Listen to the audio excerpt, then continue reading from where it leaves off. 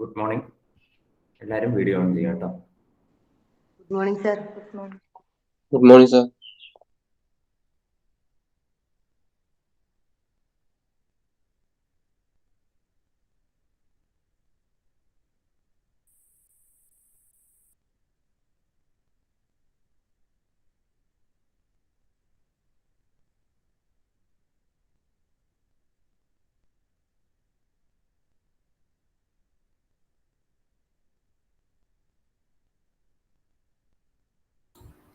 Video എല്ലാവരും on ചെയ്യൂ.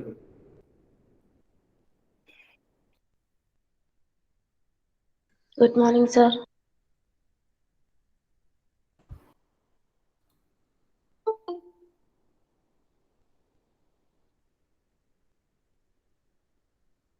Samuel, Bhima, Ruby എല്ലാവരും വീഡിയോ ഓൺ ചെയ്യാം കേട്ടോ. മെഹബൂബ എല്ലാവരും വീഡിയോ ഓൺ ചെയ്യാം.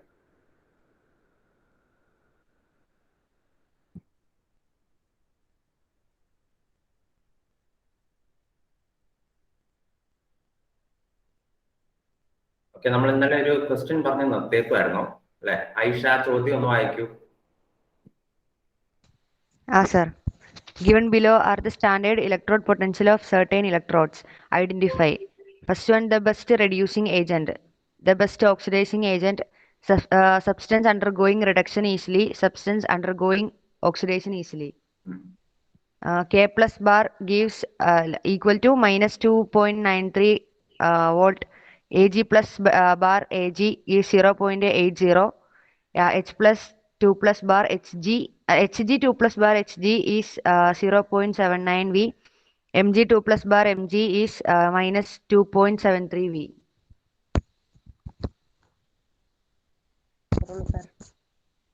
Minus 2.79 73.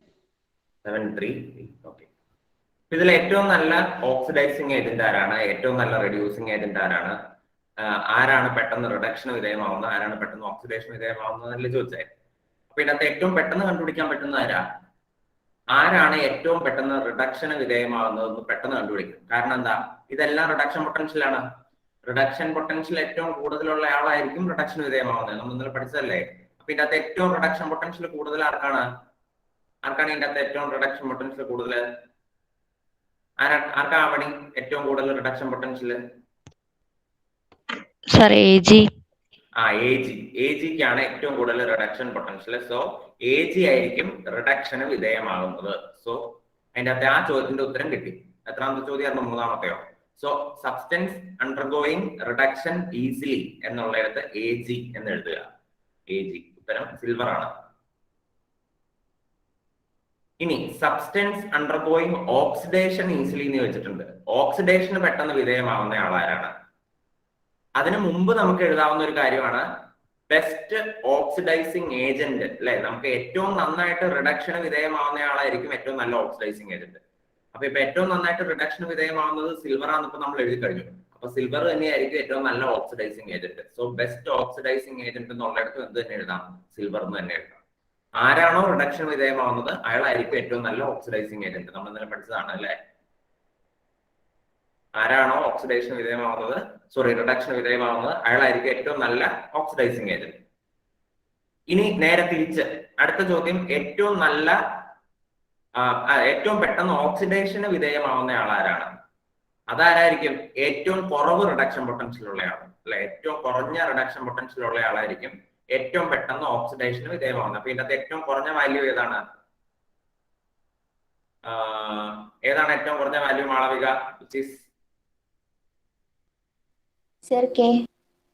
പൊട്ടാഷ്യം. സോ പൊട്ടാഷ്യം ആണ് ഏറ്റവും നല്ല ഏറ്റവും പെട്ടെന്ന് oxidation വിധേയമാവുന്നത്. Substance undergoing oxidation easily, പെട്ടെന്ന് തന്നെ ഓക്സിഡേഷന് വിധേയമാവുന്ന ആരാണ്? പൊട്ടാഷ്യം. അപ്പൊ അയാളായിരിക്കും ഏറ്റവും നല്ല റെഡ്യൂസിങ് ഏജന്റ്. സോ പൊട്ടാഷ്യം ആണ് ഗുഡ് റെഡ്യൂസിങ് ഏജന്റ് എന്നുള്ളത് പൊട്ടാഷ്യം തന്നെ എഴുതുന്നത്. അപ്പൊ ഇത്രയും ചോദ്യങ്ങളാണ് നമ്മൾ ഇന്നലെ പറഞ്ഞത് അല്ലെ? അപ്പൊ എല്ലാവരും അടുത്ത ചോദ്യം എഴുതിക്കോളൂ. Next question.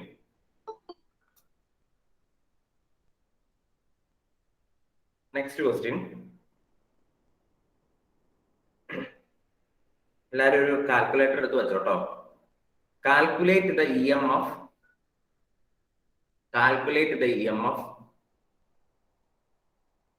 calculate the EMF in which the following reaction takes place. In which the following reaction takes place. Calculate the EMF in which the following reaction takes place.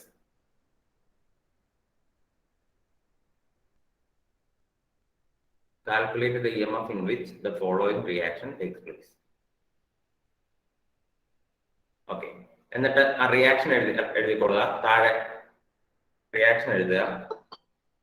Nickel in the solid state plus 2 Ag plus അതിന്റെ concentration തന്നിട്ടുണ്ട് 0.002 molar. gives Ni2 plus അതിന്റെ concentration തന്നിട്ട് 0.160 molar plus 2 Ag in the solid state. ഈ റിയാക്ഷന്റെ EMF കണ്ടുപിടിക്കാനാണ് പറഞ്ഞേക്കുന്നത്. EMF എന്ന് ഉദ്ദേശിക്കുന്നത് എന്താ?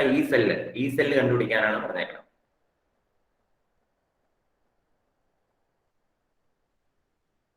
ഒന്ന് ചെയ്യാൻ പറ്റുമോ നോക്കി.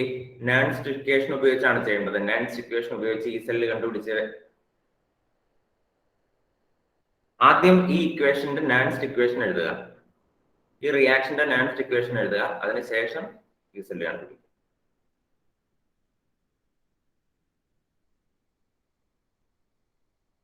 ഒരെണ്ണം ഞാൻ കാണിച്ചു തരാം എങ്ങനെ എഴുതണമെന്ന് നോക്കിക്കോളുക.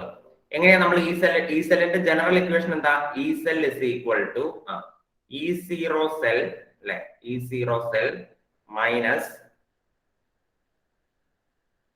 E0 cell. E0 സെല്ലിന്റെ വാല്യൂ തന്നിട്ടുണ്ട് കേട്ടോ ചോദ്യത്തില്. അതിന് ഒന്ന് എഴുതി വെച്ചോ ബ്രാക്കറ്റില്. ചോദ്യത്തിന്റെ കൂടെ ബ്രാക്കറ്റില് E0 സെല്ലിന്റെ വാല്യൂ തന്നിട്ടുണ്ട്. അത് ആ ബ്രാക്കറ്റിൽ ഇത് ഇങ്ങനെ എഴുതുക. E0 cell is equal to 1.05 volt. 1.05 volt തന്നിട്ടുണ്ട്. E cell is equal to E0 cell minus 0.059 divided by number of electrons involved. അല്ലെ, ഡിവൈഡഡ് ബൈ n ആണ്. അപ്പൊ ഇവിടെ എത്ര ഇലക്ട്രോൺ ഇൻവോൾവ് ചെയ്തിട്ടുണ്ടെന്ന് ഈ ഇക്വേഷൻ കണ്ടിട്ട് നിങ്ങൾക്ക് തോന്നുന്നത്? ഹൗ മെനി ഇലക്ട്രോൺസ്, എത്ര ഇലക്ട്രോൺസ് ഇൻവോൾവ് ചെയ്തിട്ടുണ്ട്? ഫാത്തിമ സനം പറയാമോ എത്ര ഇലക്ട്രോൺസ് ഇൻവോൾവ് ചെയ്തിട്ടുണ്ടെന്ന്?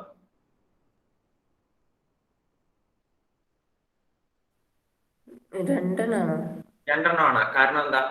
നിക്കൽ 2+ ആവുമ്പോൾ നിങ്ങൾക്ക് അറിയാലോ 2 ഇലക്ട്രോണിൽ വിട്ടുകൊടുക്കുന്നേ. ആ 2 ഇലക്ട്രോണിനെ വാങ്ങാനാണ് 2 Ag+.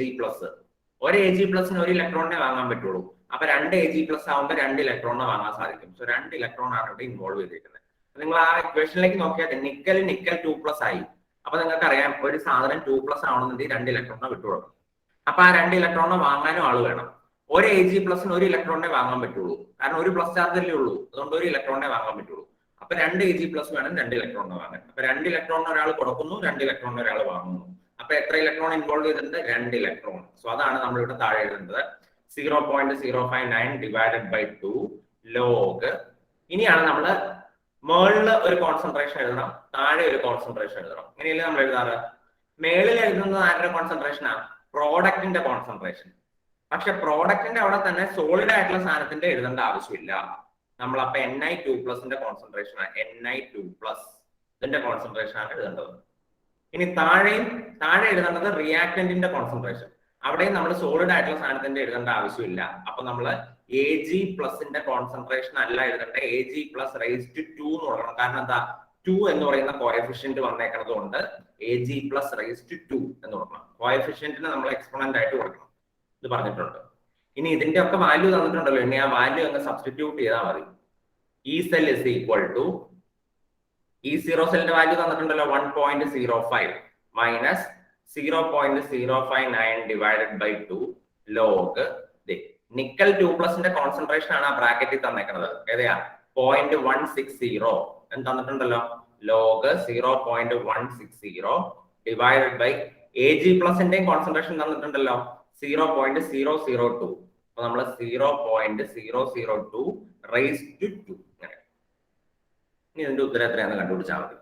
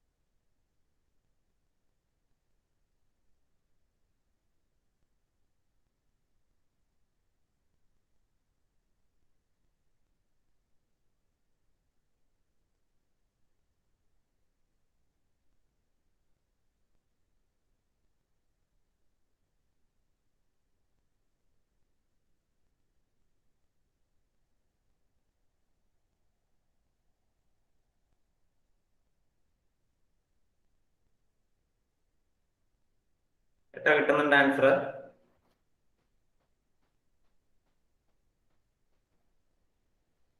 എത്ര കിട്ടിയ ഫിമോളെ ആൻസർ? 0.9 എന്നൊക്കെ പറഞ്ഞു. 0.96 എന്നാണ് കിട്ടുന്നത്. ഇതിന്റെ അകത്ത് ഒരു 0.91 എഴുതിയിരിക്കുന്നത്. അത് എത്രയായാലും അത് നിങ്ങളുടെ കാൽക്കുലേറ്ററിന്റെ ചെയ്യുന്നതിന്റെയാണ്. ഒന്നോടെ ചെയ്ത് നോക്കുക കേട്ടോ. ഇവരെഴുതിയിരിക്കുന്ന ആൻസർ ഞാൻ എഴുതാം. ഇവരെഴുതിയിരിക്കുന്നത് 0.91 വോൾട്ട് എന്നാണ്. ഐഷയ്ക്ക് എത്ര കിട്ടിയേ? അതന്നെ കിട്ടി സാർ. 91 എന്നാണ് കിട്ടിയേ. ആ അബീനക്ക് എത്ര കിട്ടിയേ?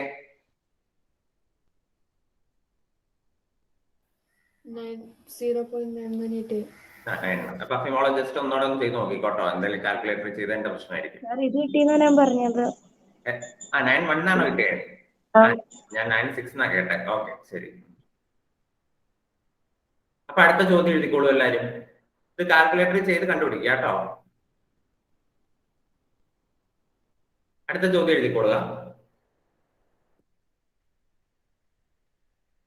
Can you store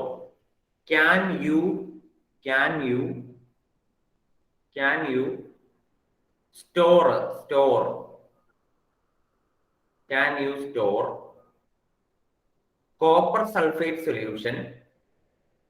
Can you store copper sulfate solution in a zinc pot? POT pot, zinc pot. ബ്രാക്കറ്റിൽ എഴുതുക.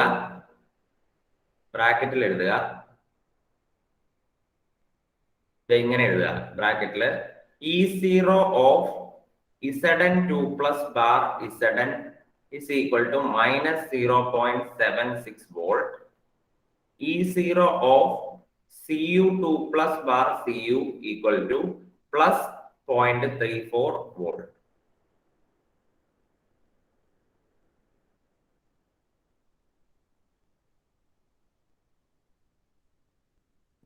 ഇതാണ് ചോദ്യം. അതായത് കോപ്പർ സൾഫേറ്റിന്റെ സൊല്യൂഷനെ നിങ്ങൾക്കൊരു സിങ്ക് പാത്രത്തില്, പോട്ട് എന്ന് പറഞ്ഞാൽ കുടം അല്ലെങ്കിൽ പാത്രം അല്ലെ, ഒരു സിങ്ക് കൊണ്ട് ഉണ്ടാക്കിയ പാത്രത്തിൽ നിറച്ചു വെക്കാൻ സാധിക്കുമോ? ഇതാണ് ചോദ്യം. കോപ്പർ സൾഫേറ്റ് സൊല്യൂഷൻ എന്ന് പറഞ്ഞാൽ തുരിശുവെള്ളം. ആ തുരിശുവെള്ളത്തിനെ നിങ്ങൾക്ക് ഒരു സിങ്ക് കൊണ്ട് ഉണ്ടാക്കിയ പാത്രത്തിൽ നിറച്ചു വെക്കാൻ സാധിക്കുമോ എന്നാണ് ചോദിച്ചത്. നിറച്ചു വെക്കാൻ സാധിക്കുമോ എന്ന് ചോദിച്ചാൽ നിങ്ങൾക്ക് അതിനുള്ള കഴിവുണ്ടോ എന്നല്ല ചോദ്യം. അങ്ങനെ നിറച്ചു വെക്കുന്നതിൽ പ്രശ്നമുണ്ടോ എന്നാണ് ചോദിച്ചേക്കുന്നത്.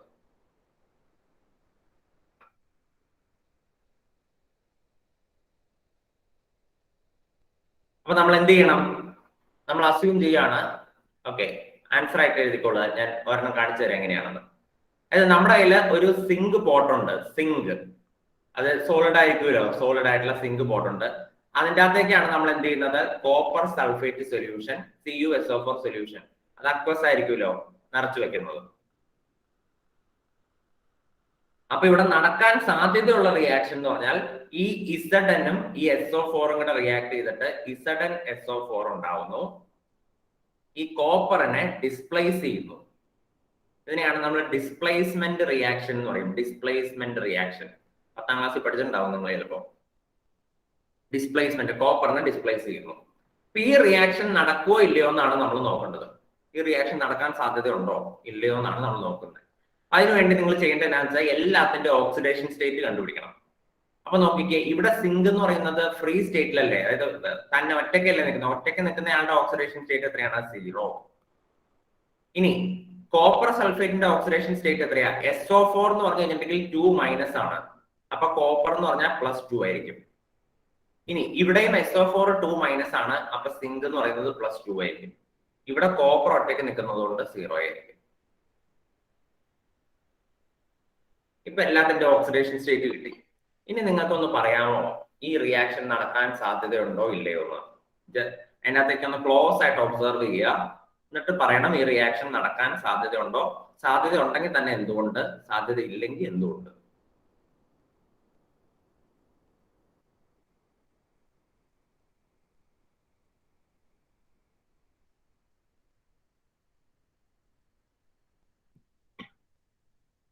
അതിനാണ് ഇലക്ട്രോഡ് പൊട്ടൻഷ്യൽ തന്നിട്ടുണ്ട്, രണ്ടുപേരുടെ ഇലക്ട്രോഡ് പൊട്ടൻഷ്യൽ തന്നിട്ടുണ്ട്. അത് വെച്ചാണ് നിങ്ങൾ നോക്കേണ്ടത്. സിങ്കിന്റെ ഇലക്ട്രോഡ് പൊട്ടൻഷ്യൽ തന്നിട്ടുണ്ട്, കോപ്പറിന്റെ ഇലക്ട്രോഡ് പൊട്ടൻഷ്യൽ തന്നിട്ടുണ്ട്.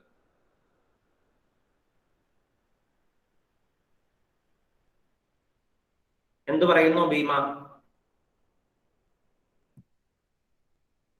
നടക്കുമായിരിക്കും. നടക്കുമായിരിക്കും എന്നൊരു ഉത്തരം എഴുതാൻ പറ്റില്ല നമുക്ക്. ഒന്നെങ്കിൽ യെസ് അല്ലെങ്കിൽ നോ.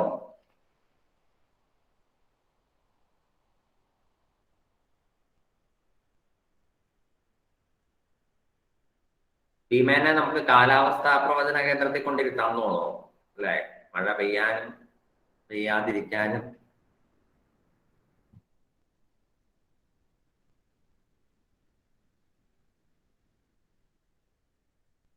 റഫിയ, എന്താണ് അഭിപ്രായം? നടക്കുമോ ഇല്ലയോ? നടക്കും. നടക്കും. എന്തുകൊണ്ട് നടക്കും?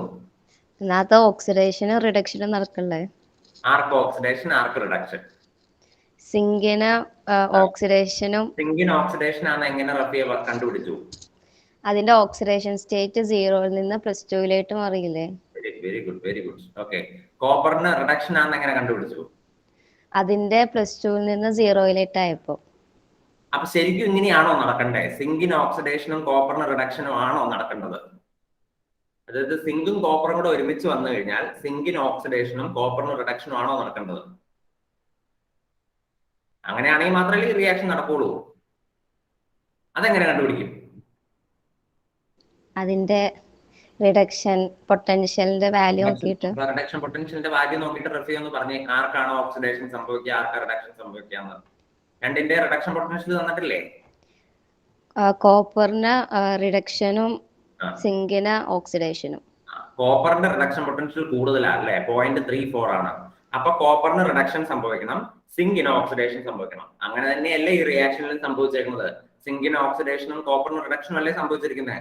അപ്പൊ ഈ റിയാക്ഷൻ നടക്കും. അപ്പൊ ഈ റിയാക്ഷൻ നടന്നു കഴിഞ്ഞാൽ പിന്നെ നമ്മുടെ ഉദ്ദേശം മാറിപ്പോകും. അതായത് നമ്മൾ വിശ്വസിച്ച് ഒരു ചെമ്പ് അല്ല ഒരു സിങ്ക് പാത്രത്തില് കോപ്പർ സൾഫേറ്റ് സൊല്യൂഷൻ കൊണ്ടുപോയി ഒഴിച്ചു വെക്കുന്നു. നമ്മുടെ വിചാരം എന്നാ, നമ്മൾ രാവിലെ ഇത് കൊണ്ട് ഒഴിച്ചു വെച്ച് കഴിഞ്ഞാൽ വൈകുന്നേരം വരെ അത് അവിടെ ഇരുന്നോളും എന്നുള്ള ധാരണയിലാണ് നമ്മൾ ഇത് കൊണ്ട് ഒഴിച്ചു വെക്കുന്നത്. വൈകുന്നേരം ചെന്ന് നോക്കി കഴിയുമ്പോൾ അതിൻ്റെ അകത്ത് നമ്മൾ ഒഴിച്ചു വെച്ച സൊല്യൂഷൻ ഒന്നും കാണില്ല. പകരം എന്താ കാണുള്ളൂ? ഈ കോപ്പറെ കാണുള്ളൂ. കാരണം കോപ്പറിനെ മൊത്തം ഡിസ്പ്ലേസ് ചെയ്തു. അതായത് ആ സൊല്യൂഷൻ മൊത്തം എന്തായിട്ട് മാറി? കോപ്പർ ആയിട്ട് മാറി. അപ്പൊ അതുകൊണ്ട് നമുക്ക് ഒരു സിങ്ക് പോട്ടില് കോപ്പർ സൾഫേറ്റ് സൊല്യൂഷൻ ഇറക്കി വെക്കാൻ പറ്റില്ല. അങ്ങനെ ഇറക്കി വെച്ച് കഴിഞ്ഞാൽ നമുക്ക് സൊല്യൂഷൻ ബാക്കി കിട്ടില്ല. നമ്മൾ ഒഴിച്ചു വെച്ച സൊല്യൂഷൻ കിട്ടില്ല. ഡിസ്പ്ലേസ്മെന്റ് റിയാക്ഷൻ നടക്കും. ആ ഡിസ്പ്ലേസ്മെന്റ് റിയാക്ഷൻ ആണ് ഈ എഴുതി വെച്ചിരിക്കുന്നത്. സിങ്ക് എന്ത് ചെയ്യും? കോപ്പർ സൾഫേറ്റിൽ നിന്ന് കോപ്പറിനെ ഡിസ്പ്ലേസ് ചെയ്യും. അതായത് കോപ്പറിനെ വലിച്ചെടുക്കും, കോപ്പറിനെ മാറ്റും. അതിനെയാണ് നമ്മൾ ഡിസ്പ്ലേസ്മെന്റ് റിയാക്ഷൻ എന്ന് പറയുന്നത്. അപ്പൊ ഇതെങ്ങനെയാ കണ്ടുപിടിക്കേണ്ടത്? ആദ്യം ആ റിയാക്ഷൻ എഴുതി നോക്കുക. എന്നിട്ട് ആർക്കാണ് ഓക്സിഡേഷൻ സംഭവിച്ചിരിക്കുന്നത്, ആർക്കാണ് റിഡക്ഷൻ സംഭവിച്ചിരിക്കുന്നത് നോക്കുക. എന്നിട്ട് നിങ്ങൾക്ക് തന്നിരിക്കുന്ന റിഡക്ഷൻ പൊട്ടൻഷ്യൽ വെച്ചിട്ട് അങ്ങനെ തന്നെയാണോ നടക്കേണ്ടതെന്ന് നോക്കുക. അങ്ങനെയാണ് നടക്കേണ്ടതെന്നുണ്ടെങ്കിൽ ഈ റിയാക്ഷൻ നടക്കും. ഈ റിയാക്ഷൻ നടന്നു കഴിഞ്ഞാൽ നമുക്ക് ആ പാത്രത്തിൽ അങ്ങനെ സൂക്ഷിച്ചു വെക്കാൻ പറ്റില്ല. കാരണം പാത്രത്തിൽ വെച്ച് കഴിഞ്ഞാൽ ഒരു റിയാക്ഷൻ നടക്കരുത്. റിയാക്ഷൻ നടന്നു കഴിഞ്ഞാൽ പിന്നെ പാത്രത്തിൽ നമുക്ക് വിശ്വസിച്ച് ഒരു സാധനം വെക്കാൻ പറ്റുമോ? പറ്റില്ല. അതുകൊണ്ട് ഈ റിയാക്ഷൻ നടക്കും. അതുകൊണ്ട് തന്നെ നമുക്ക് പാത്രത്തിൽ നമുക്ക് സൂക്ഷിച്ചു വെക്കാനായിട്ട് സാധിക്കില്ല കോപ്പർ സൾഫേറ്റ്. എന്തെങ്കിലും മനസ്സിലാവാത്തവരുണ്ടോ ആരെങ്കിലും? എന്തെങ്കിലും? എന്നാ എഴുതിക്കുക, ആൻസർ എഴുതിക്കുക. ആദ്യം ഈ ഇക്വേഷൻ എഴുതുക. എന്നിട്ട് എഴുതിക്കോളുക from the above equation, from the above reaction എഴുതിക്കോ. From the above reaction, from the above reaction, we can see that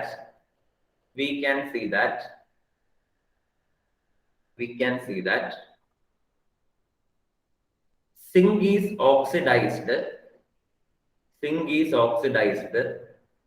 അല്ലെ? സിങ്കിന്റെ ഓക്സിഡേഷൻ നമുക്ക് നോക്കിക്കേ, 0-ൽ നിന്ന് +2 ആയിട്ട് മാറുക ചെയ്തത്. അപ്പൊ അതാണ് oxidation. So zinc is oxidized and copper is reduced.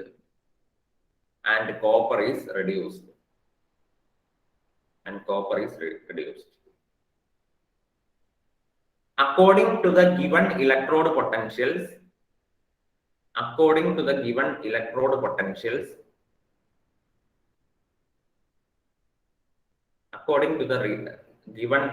electrode potentials, comma This reaction will take place. This reaction will take place. This reaction will take place. Take place. Full stop.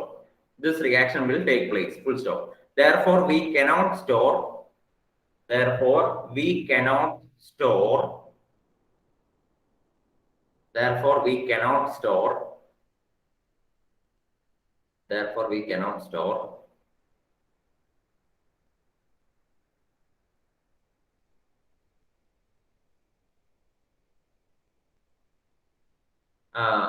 CuSO4 solution in a single pot.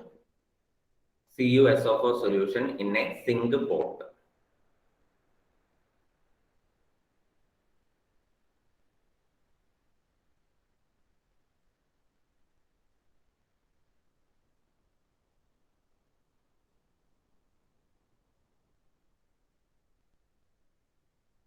അടുത്തൊരു ചോദ്യം എഴുതുക. ഇതുപോലെ തന്നെ ഒരു ചോദ്യം തരാം, നിങ്ങൾ തന്നെ എഴുതോ നോക്കട്ടെ. Can you store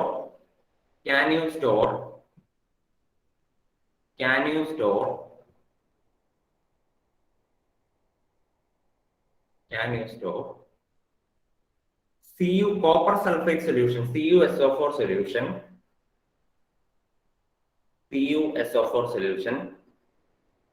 in a silver pot? ഇത്തവണ പാത്രം നമ്മൾ ചെറുതായിട്ടൊന്ന് മാറ്റി, സിങ്ക് പാത്രത്തിന് പകരം വെള്ളി പാത്രമാക്കി മാറ്റി. അതാണ് നമ്മളുടെ വ്യത്യാസം. നിറച്ചു വെച്ചേക്കുന്ന സൊല്യൂഷൻ സെയിം തന്നെ, കോപ്പർ സൾഫേറ്റ് സൊല്യൂഷൻ തന്നെ. So can you store copper sulphate solution in A silver pot? എന്നിട്ട് ബ്രാക്കറ്റിൽ രണ്ടിന്റെ റിഡക്ഷൻ പൊട്ടൻഷ്യൽ എഴുതിക്കൊള്ളുക. ബ്രാക്കറ്റിൽ എഴുതുക E0 of Ag plus bar Ag is equal to 0.80 volt and E0 of Cu2 plus bar Cu equal to 0.34 volt.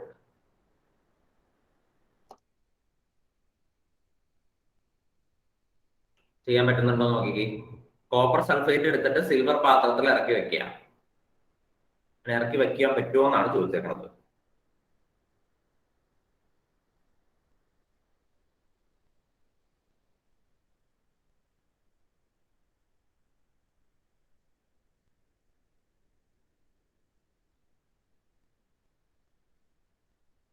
അപ്പൊ നിങ്ങൾ ആദ്യം reaction എഴുതി നോക്കുക. സിൽവർ പാത്രം പ്ലസ് കോപ്പർ സൾഫേറ്റ്. അപ്പൊ എന്താണ് നടക്കാൻ സാധ്യത?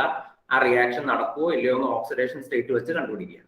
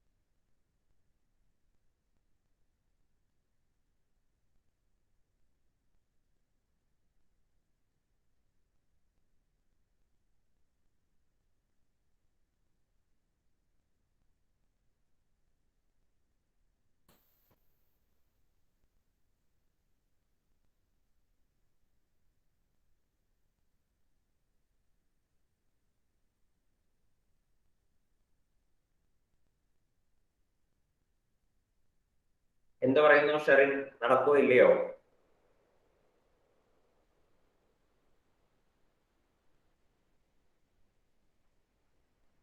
നടക്കില്ലല്ലോ. നടക്കില്ല മീൻസ് റിയാക്ഷൻ നടക്കില്ല എന്ന് അങ്ങനെയെന്നാ പറഞ്ഞേ? നടക്കില്ല എന്ന് പറയാൻ കാരണം എന്താ? ഇവിടെ Cu2 പ്ലസ് Cu0 0 ആയല്ലോ ഓക്സിഡേഷൻ സ്റ്റേറ്റ്. അപ്പൊ റിഡക്ഷൻ അല്ല നടക്കണേ. അപ്പൊ നമുക്ക് തന്നേക്കണ മേളത്തെ വാല്യൂ വെച്ച് നോക്കുവാണെങ്കിൽ ഓക്സിഡേഷൻ അല്ലേ നടക്കേണ്ടത്. അപ്പൊ അതുകൊണ്ട് ഈ റിയാക്ഷൻ നടക്കില്ല. അപ്പൊ നോക്കുക, നമ്മൾ ആ റിയാക്ഷൻ ഒന്ന് എഴുതി നോക്കുക. നമ്മുടെ കയ്യിൽ എന്തുണ്ട്? സിൽവറിന്റെ പോട്ടുണ്ട്. അപ്പൊ സോളിഡ് ആയിരിക്കും. നമ്മൾ കോപ്പർ സൾഫേറ്റ് സൊല്യൂഷൻ ആണ് ഇറക്കി വെച്ചേക്കണത്. അപ്പൊ അത് അക്വസ് ആയിരിക്കും. അപ്പൊ നമ്മൾ നടക്കാൻ സാധ്യതയുള്ള റിയാക്ഷൻ ചുമ്മാ എഴുതി നോക്കുവാണ്. AgSO4 എന്ന് പറയുന്ന സാധനവും കോപ്പർ എന്ന് പറയുന്ന സാധനവും ഉണ്ടാവണം. ഇതിന്റെ ഒക്കെ ഓക്സിഡേഷൻ സ്റ്റേറ്റ് 0 വരും, ഇത് +2 വരും, ഇത് -2 വരും, ഇത് -2 വരും, ഇത് +2 വരും, ഇത് 0 വരും അല്ലെ. അപ്പൊ ഇങ്ങനെ നോക്കിക്കഴിയുമ്പോൾ നമുക്കറിയാം കോപ്പർ റെഡ്യൂസ് ചെയ്തേക്കുവാണ്. +2 നിന്ന് 0 ആയിട്ട് മാറി. കോപ്പർ റെഡ്യൂസ് ചെയ്തു. സിൽവർ ഓക്സിഡൈസ് ചെയ്തു. സിൽവർ 0 നിന്ന് +2 ആയിട്ട് മാറി. അതായത് സിൽവറിന് ഓക്സിഡേഷൻ സംഭവിച്ചു. പക്ഷെ ഇങ്ങനെയാണോ സംഭവിക്കേണ്ടത്? അല്ല. കാരണം എന്താ? നമുക്ക് തന്നിരിക്കുന്ന റിഡക്ഷൻ പൊട്ടൻഷ്യൽ അനുസരിച്ച് റിഡക്ഷൻ പൊട്ടൻഷ്യൽ കൂടുതൽ സിൽവറിനാണ്. സിൽവറിന് 0.80യും മറ്റേയാൾക്ക് 0.34 ഉള്ളൂ. അപ്പൊ ഇവര് രണ്ടുപേരും കൂടെ ഒരുമിച്ച് വന്നു കഴിഞ്ഞാൽ ആർക്കാണ് റിഡക്ഷൻ സംഭവിക്കേണ്ടത്? സിൽവറിന് റിഡക്ഷനേ സംഭവിക്കാവുള്ളൂ. പക്ഷെ നമ്മുടെ റിയാക്ഷൻ അനുസരിച്ച് സിൽവറിന് ഓക്സിഡേഷൻ ആണ് സംഭവിച്ചിരിക്കുന്നത്. അതുകൊണ്ട് ഈ റിയാക്ഷൻ നടക്കില്ല. അപ്പൊ അതുകൊണ്ട് നമ്മളുടെ ഈ റിയാക്ഷൻ നടക്കില്ല. അതുകൊണ്ട് റിയാക്ഷൻ ഒന്നും നടക്കില്ലാത്തതുകൊണ്ട് നമുക്ക് വിശ്വസിച്ച് വെള്ളി പാത്രത്തിൽ എന്തൊഴിച്ചു വെക്കാം? കോപ്പർ സൾഫേറ്റ് ഒഴിച്ചു വെക്കാം. കാരണം ഒരു റിയാക്ഷൻ നടക്കില്ല. അപ്പൊ അതുകൊണ്ട് നമുക്ക് വെള്ളി പാത്രത്തിൽ CuSO4 സൊല്യൂഷൻ ഒഴിച്ചു വെക്കാം. പ്രശ്നമൊന്നുമില്ല. അപ്പൊ മനസ്സിലാവാത്തുണ്ടോ? അപ്പൊ എഴുതിക്കോ. From the above reaction കേട്ടോ. From the above reaction we can see that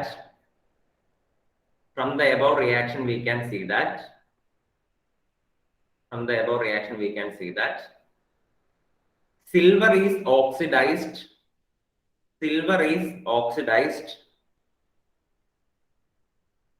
and copper is reduced. Silver is oxidized and copper is reduced.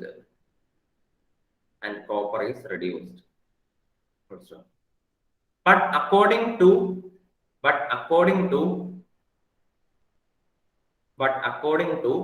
the given electrode potentials,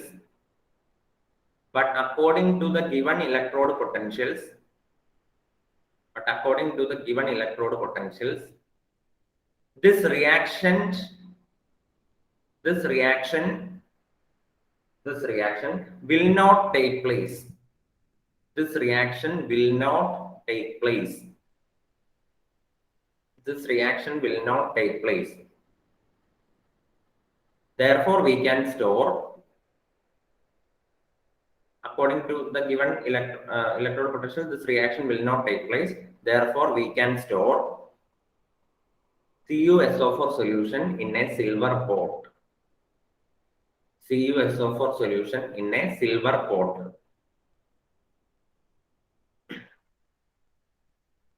CuSO4 solution in a silver pot.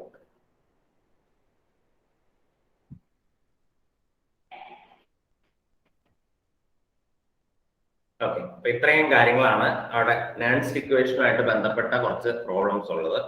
അപ്പൊ ഇനി നമ്മൾ എന്നാ അടുത്ത ഭാഗത്തേക്ക് പോവാണ്. Next is, എല്ലാവരും ഒരു heading കൊടുത്തോളുക, കണ്ടക്ടൻസ് ഓഫ് ഇലക്ട്രോലൈറ്റിക് സൊല്യൂഷൻസ്. എല്ലാവരും ഒരു ഹെഡിങ് കൊടുക്കുക, കണ്ടക്ടൻസ് ഓഫ് ഇലക്ട്രോലൈറ്റിക് സൊല്യൂഷൻസ്. എന്താ മോളെ? ഈ ചെയ്ത ക്വസ്റ്റ്യനിലെ എഴുതിയേക്കുന്ന റിയാക്ഷൻ നടക്കില്ലാത്തൊരു റിയാക്ഷൻ അല്ലേ? അപ്പോ അപ്പൊ Agക്ക് Cuനേക്കാൾ ഹൈ റിഡക്ഷൻ പൊട്ടൻഷ്യൽ ഉണ്ട്. സോ Ag Cuനെ ഒരിക്കലും ഡിസ്പ്ലേസ് ചെയ്യില്ല. അങ്ങനെ ഇത് എഴുതാതെ അങ്ങനെ ചുമ്മാ എഴുതിയാലും കുഴപ്പമുണ്ടോ? എഴുതാതെ ചുമ്മാ എഴുതിയാലും കുഴപ്പമൊന്നുമില്ല. ഇത് ഞാൻ എഴുതിയത് എന്തുകൊണ്ടാന്ന് വെച്ചാൽ എഴുതി കഴിയുമ്പോൾ നിങ്ങൾക്ക് ഇച്ചിരി ക്ലിയർ ആവുമല്ലോ എന്ന് വിചാരിച്ചിട്ടാ. ഈ റിയാക്ഷൻ എഴുതണമെന്ന് ഒരു നിർബന്ധമില്ല. ഈ അഫിമോള് പറഞ്ഞ മാതിരി അങ്ങ് എഴുതിയാലും മതി.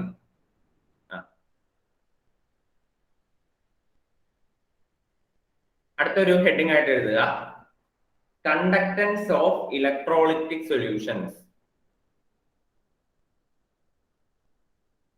Conductance of electrolytic solution.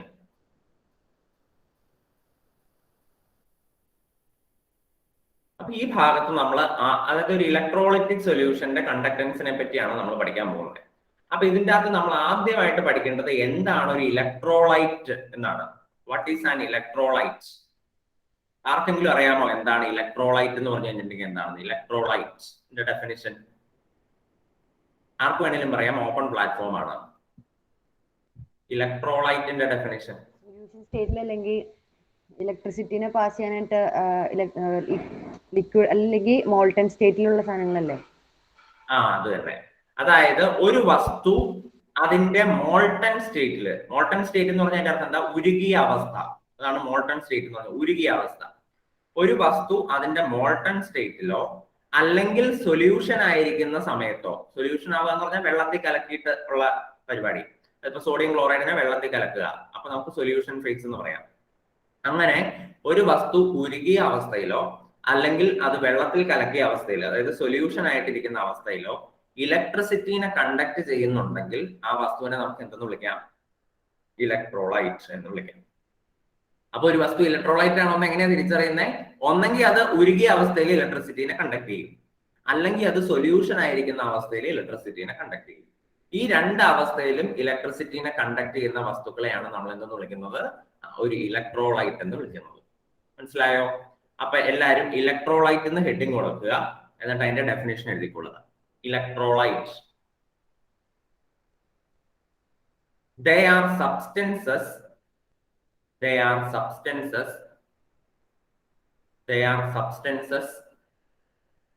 which conduct electricity.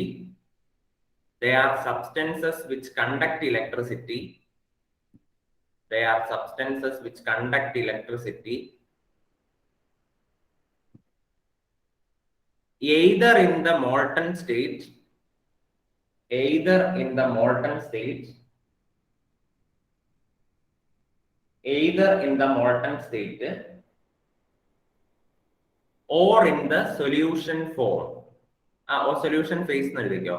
Or in the solution phase. Or in the solution phase. Phase എന്നുള്ളത് PHASE കേട്ടോ, മറ്റേ ഫേസ് അല്ല, PHASE phase. Or in the solution. അത് ഒരു വസ്തു ഉരുകിയ അവസ്ഥയിലോ അല്ലെങ്കിൽ സൊല്യൂഷൻ ആയിട്ടിരിക്കുന്ന അവസ്ഥയിലോ ഇലക്ട്രിസിറ്റിനെ കണ്ടക്ട് ചെയ്യുന്നുണ്ടെങ്കിൽ അതിനെയാണ് നമ്മൾ എന്തെന്ന് വിളിക്കുന്നത്? ഇലക്ട്രോലൈറ്റ് എന്ന് വിളിക്കുന്നത്. എക്സാമ്പിൾ എഴുതിക്കോളൂ. എക്സാമ്പിൾ ആസിഡുകൾ ഇലക്ട്രോലൈറ്റുകളാണ്. ആസിഡ്സ്, ബേസസ് ആൻഡ് ദെയർ സോൾട്ടുകൾ. ആസിഡും ബേസും കൂടെ റിയാക്ട് ചെയ്താൽ കിട്ടുന്ന സോൾട്ടുകൾ. Acid, bases and their salts, ഇതൊക്കെയാണ് ഇലക്ട്രോലൈറ്റിന് എക്സാമ്പിൾ. ഇതിൽ തന്നെ ഇപ്പൊ സ്ട്രോങ് ഇലക്ട്രോലൈറ്റ്, വീക്ക് ഇലക്ട്രോലൈറ്റ്, അങ്ങനെ കുറെ സാധനങ്ങളുണ്ട്. അത് നമുക്ക് ഇപ്പൊ പഠിക്കാനില്ല. നിങ്ങൾക്ക് അറിയാമായിരിക്കുമല്ലോ, നമ്മൾ കഴിഞ്ഞ കൊല്ലം പഠിച്ചതാണ്. സ്ട്രോങ് ഇലക്ട്രോലൈറ്റ് ഉണ്ട്, വീക്ക് ഇലക്ട്രോലൈറ്റ് ഉണ്ട്. അങ്ങനെ അതിനെപ്പറ്റി നമുക്ക് ഈ കൊല്ലം ഇപ്പൊ തൽക്കാലം പഠിക്കാനില്ല. അതുകൊണ്ട് ഞാൻ അതിൻ്റെ അകത്തേക്ക് പോകുന്നില്ല. എന്താണ് ഇലക്ട്രോലൈറ്റ് എന്ന് മാത്രം പഠിച്ചാൽ മതി.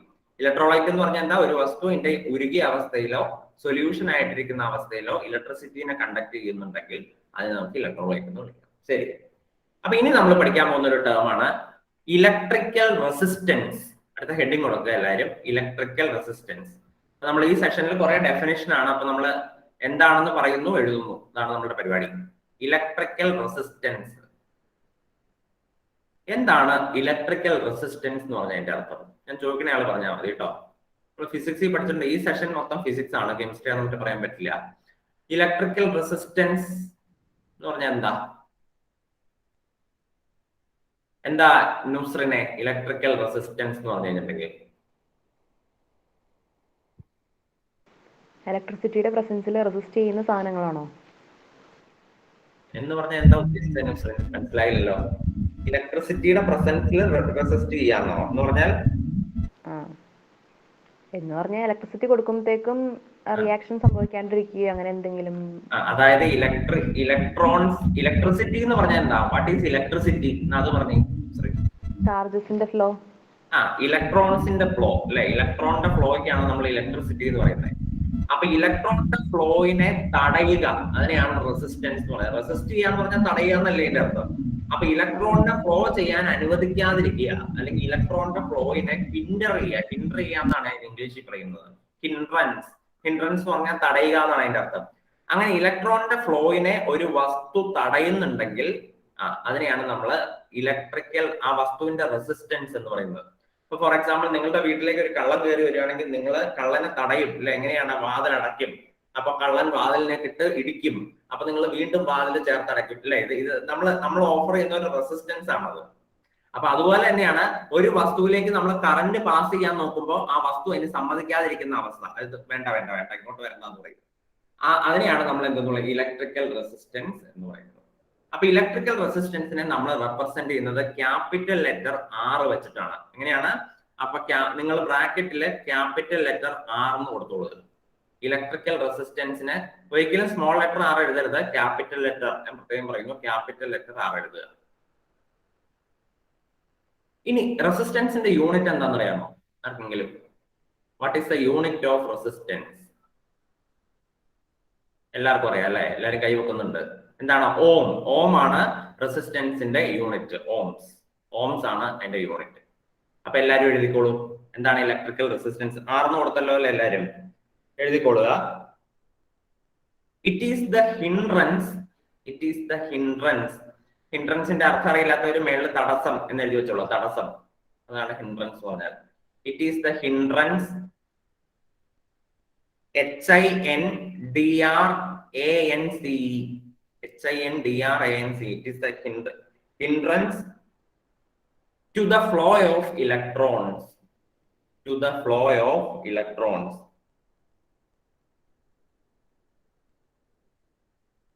To the flow of electrons. താഴെ യൂണിറ്റ് എന്ന് എഴുതുക. എന്നിട്ട് ഇതുപോലെ എഴുതുക. യൂണിറ്റ് എന്ന് എഴുതിയിട്ട് ഇതുപോലെ. ഇതാണ് ഓംസ് എന്നാണ് അതിനെ വായിക്കുന്നത്. Ohm's.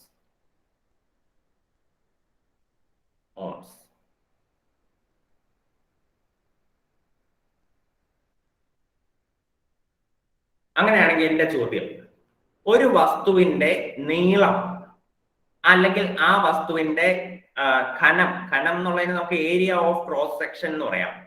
Area of cross section എന്ന് പറഞ്ഞാൽ ആ വസ്തുവിന്റെ ഘനം, അതും ഈ റെസിസ്റ്റൻസുമായിട്ട് എന്താ ബന്ധം നിങ്ങൾക്കറിയാമോ? What is the relationship between the length of A conductor and area of cross section of A conductor with resistance? റെസിസ്റ്റൻസും നീളവും തമ്മിലുള്ള ബന്ധം എന്ത്? റെസിസ്റ്റൻസും ഏരിയ ഓഫ് കണ്ടക്ഷനും തമ്മിൽ ക്രോസ് സെക്ഷനും തമ്മിലുള്ള ബന്ധം എന്ത്? Salahuddin. Sir, R equal to rho L by A എന്ന് പറഞ്ഞു. സലാവുദ്ദീനെ ഈ ചാപ്റ്റർ പഠിപ്പിച്ചോ സ്കൂളില്?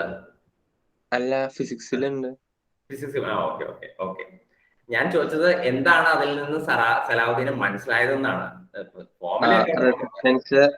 റെസിസ്റ്റൻസ് ലെങ്ത് കൂടുന്നതിനനുസരിച്ച് റെസിസ്റ്റൻസ് കൂടും, ഏരിയ കൂടുന്നതിനനുസരിച്ച് ക്രോസ് സെക്ഷൻ ഏരിയ കൂടുന്നതിനനുസരിച്ച് റെസിസ്റ്റൻസ് കുറയും. അത് തന്നെ. അതായത് ഒരു വസ്തുത്തെ നിങ്ങൾ നോക്കുക. ഒരു വസ്തു, ഇതാണ് ഒരു വസ്തു എന്ന് വിചാരിക്കുക. ഈ വസ്തുവിന് ഇപ്പൊ ഇത്ര നീളമല്ലേ ഉള്ളൂ. ഈ നീളമുള്ള വസ്തുവിന്റെ ഏകദേശം 3 ഇരട്ടി നീളം ഉണ്ടല്ലേ ഇതിന്റെ ഏകദേശം ഒരു 3 or 4 ഇരട്ടി നീളമുണ്ട്. ഞാനിപ്പോ രണ്ടാമത് വരച്ചേനെ. അപ്പൊ നീളം കൂടി, വസ്തുവിന്റെ നീളം കൂടുന്തോറും റെസിസ്റ്റൻസ് കൂടും. എന്ത് ചെയ്യും? റെസിസ്റ്റൻസ് കൂടുകയാണ് ചെയ്യുന്നത്. ഒരു വസ്തുവിന്റെ നീളം കൂടുന്തോറും റെസിസ്റ്റൻസ് കൂടി വരും. എന്നാൽ ഒരു വസ്തുവിന്റെ ഘനം കൂടുന്തോറും, അതിപ്പോ ഒരു വസ്തു, ഞാൻ ഇതിപ്പോ ഇങ്ങനെ ഒരു വസ്തു എടുത്തു, ഇങ്ങനെ ഒരു വസ്തു എടുത്തു, ഇങ്ങനെ എടുത്തതെന്ന് വിചാരിക്കാം. അപ്പൊ ഇതിന്റെ ഒരു ക്രോസ് സെക്ഷണൽ ഏരിയ എന്ന് പറഞ്ഞത് ഇത്രയേ ഉള്ളൂ. ഇത്രയാണ് ഇതിന്റെ ഒരു ക്രോസ് സെക്ഷണൽ ഏരിയ. ഇത്ര ഏരിയ ഉള്ളൂ അതിന്. പക്ഷെ ഇവിടെ വരുമ്പോൾ ഇത്രയുണ്ട് അതിന്റെ ഏരിയ അല്ലെ? ഇച്ചിരോടെ കൂടിയ ഏരിയ ആണ്, ഇച്ചിരോടെ വലിയ ഏരിയ ആണ്. അപ്പൊ ഏരിയ ഓഫ് ക്രോസ് സെക്ഷൻ കൂടി. അപ്പൊ ഏരിയ ഓഫ് ക്രോസ് സെക്ഷൻ കൂടുന്നതിനനുസരിച്ച് റെസിസ്റ്റൻസ് കുറയും. എന്ത് ചെയ്യും? റെസിസ്റ്റൻസ് കുറയും. റെസിസ്റ്റൻസ് കുറയാന്ന് പറഞ്ഞാൽ അപ്പൊ അതിന്റെ അർത്ഥം എന്നാ? ഇലക്ട്രോണിന് ഈസി ആയിട്ട് ഫ്ലോ ചെയ്യാൻ സാധിക്കും എന്നാണ് അർത്ഥം. റെസിസ്റ്റൻസ് കുറയാന്ന് പറഞ്ഞാൽ അതിന്റെ അർത്ഥം എന്നാ? ഇലക്ട്രോണിന് പെട്ടെന്ന് ഫ്ലോ ചെയ്യാൻ പറ്റും എന്നാണ് അതിന്റെ അർത്ഥം. അപ്പൊ ഒരു വസ്തുവിന്റെ ഘനം കൂടി, അതായത് ഇങ്ങനെ ഏരിയ ഓഫ് ക്രോസ് സെക്ഷൻ കൂടുന്നതിനനുസരിച്ച് ആ വസ്തുവിന്റെ റെസിസ്റ്റൻസ് കുറഞ്ഞു വന്നുകൊണ്ടിരിക്കും. എന്നാൽ നീളം കൂടുന്നതിനനുസരിച്ച് അതിന്റെ റെസിസ്റ്റൻസ് കൂടി വന്നുകൊണ്ടിരിക്കും. അപ്പൊ ഇതാണ് റെസിസ്റ്റൻസും നീളവും റെസിസ്റ്റൻസും ഘനവും തമ്മിലുള്ള ബന്ധം, അതായത് ഏരിയ ഓഫ് ക്രോസ് സെക്ഷൻ തമ്മിലുള്ള ബന്ധം. അങ്ങനെയാണെങ്കിൽ നമുക്ക് ഇപ്പൊ നിങ്ങൾ എഴുതൊന്നും വേണ്ട കേട്ടോ, ഞാൻ പറയുന്നത് ശ്രദ്ധിച്ചിരുന്നാൽ മതി. അങ്ങനെയാണെങ്കിൽ നമുക്ക് എന്തെഴുതാം? Resistance is directly proportional to L. അല്ലെ? നീളം കൂടുന്നതിനനുസരിച്ച് റെസിസ്റ്റൻസ് കൂടുന്നു. അപ്പൊ resistance is directly proportional to L. ഇനി resistance is inversely proportional to A. Inversely proportional എന്നുള്ളത് നമ്മൾ ഡിനോമിനേറ്ററിലല്ലേ എഴുതാവുള്ളൂ. So resistance is inversely proportional to A. പറഞ്ഞാൽ എ കൂടുന്നതിനനുസരിച്ച് റെസിസ്റ്റൻസ് കുറയുന്നു എന്നാണ്. അങ്ങനെയാണെങ്കിൽ നമ്മൾ എന്ത് ചെയ്യുവാണ്, ഈ പ്രൊപ്പോർഷണാലിറ്റി സൈൻ മാറ്റിക്കഴിഞ്ഞാൽ നമുക്ക് ഇവിടെ ഒരു ഈക്വൽ ടു സൈൻ ഇടാലോ. ഈക്വൽ ടു സൈൻ ഇട്ട് കഴിഞ്ഞാൽ അപ്പൊ തന്നെ നമ്മളൊരു കോൺസ്റ്റന്റ് വെച്ച് മൾട്ടിപ്ലൈ ചെയ്യണം. ആ കോൺസ്റ്റന്റിനെയാണ് നമ്മൾ റോ എന്ന് വിളിക്കുന്നത്. So this is rho L by A ഇതാണ് റോ എന്നാണ് വിളിക്കുന്നത്. ഈ റോയിനെ നമ്മൾ വിളിക്കുന്ന പേരാണ്, ഈ റോയുടെ പേരാണ് എന്ത്? It is called resistivity. എന്താണ് വിളിക്കുന്നത്? റെസിസ്റ്റിവിറ്റി. അല്ലെങ്കിൽ അതിന്റെ വേറൊരു പേരാണ് സ്പെസിഫിക് റെസിസ്റ്റൻസ്. Specific resistance. തരവില്ലാത്തതാണ് അവിടെ താഴത്തേക്ക് എഴുതിയേക്കുന്നത്, നമ്മൾ നേരെ തന്നെ എഴുതണം, സ്പെസിഫിക് റെസിസ്റ്റൻസ്. പക്ഷെ നമ്മളോട് IUPAC പറഞ്ഞേക്കുവാണ് ഈ സ്പെസിഫിക് റെസിസ്റ്റൻസ് എന്ന് പറയുന്ന പേര് അങ്ങനെ ഉപയോഗിക്കണ്ട, പിന്നെ എന്താണ് റെസിസ്റ്റിവിറ്റി എന്നുള്ള പേര് ഉപയോഗിച്ചാൽ മതി എന്നാണ് പറഞ്ഞേക്കുന്നത്. അപ്പൊ ജസ്റ്റ് സ്പെസിഫിക് റെസിസ്റ്റൻസ് എന്നുള്ള പേര് നമ്മൾ അറിഞ്ഞിരുന്നാൽ മതി, റെസിസ്റ്റിവിറ്റി എന്ന് പഠിച്ചാൽ മതി. So resistivity. അപ്പൊ അങ്ങനെയാണെങ്കിൽ എന്റെ ചോദ്യം, ഈ റെസിസ്റ്റിവിറ്റിനെ ഇനി എങ്ങനെ ഡിഫൈൻ ചെയ്യും? വാട്ട് ഈസ് റെസിസ്റ്റിവിറ്റി എന്ന് ചോദിച്ചാൽ നിങ്ങൾ എന്ത് പറയും? റെസിസ്റ്റൻസ് എന്താന്ന് നമ്മൾ പറഞ്ഞില്ല, it is the hindrance to the flow of electron. ഇലക്ട്രോണിനെ തടസ്സപ്പെടുത്തുന്നത്, അതിനെയാണ് എന്താ ഇലക്ട്രോണിന്റെ ഫ്ലോയിനെ തടസ്സപ്പെടുത്തുക, അതാണ് റെസിസ്റ്റൻസ് എന്ന് പറഞ്ഞാൽ. റെസിസ്റ്റിവിറ്റി എന്ന് പറഞ്ഞാൽ എന്താണ്? റോയിനെ ഡിഫൈൻ ചെയ്യാൻ പറഞ്ഞാൽ നിങ്ങൾ എങ്ങനെ ഡിഫൈൻ ചെയ്യും? എങ്ങനെ ഡിഫൈൻ ചെയ്യും? എങ്ങനെ ഡിഫൈൻ ചെയ്യും ആലിയ?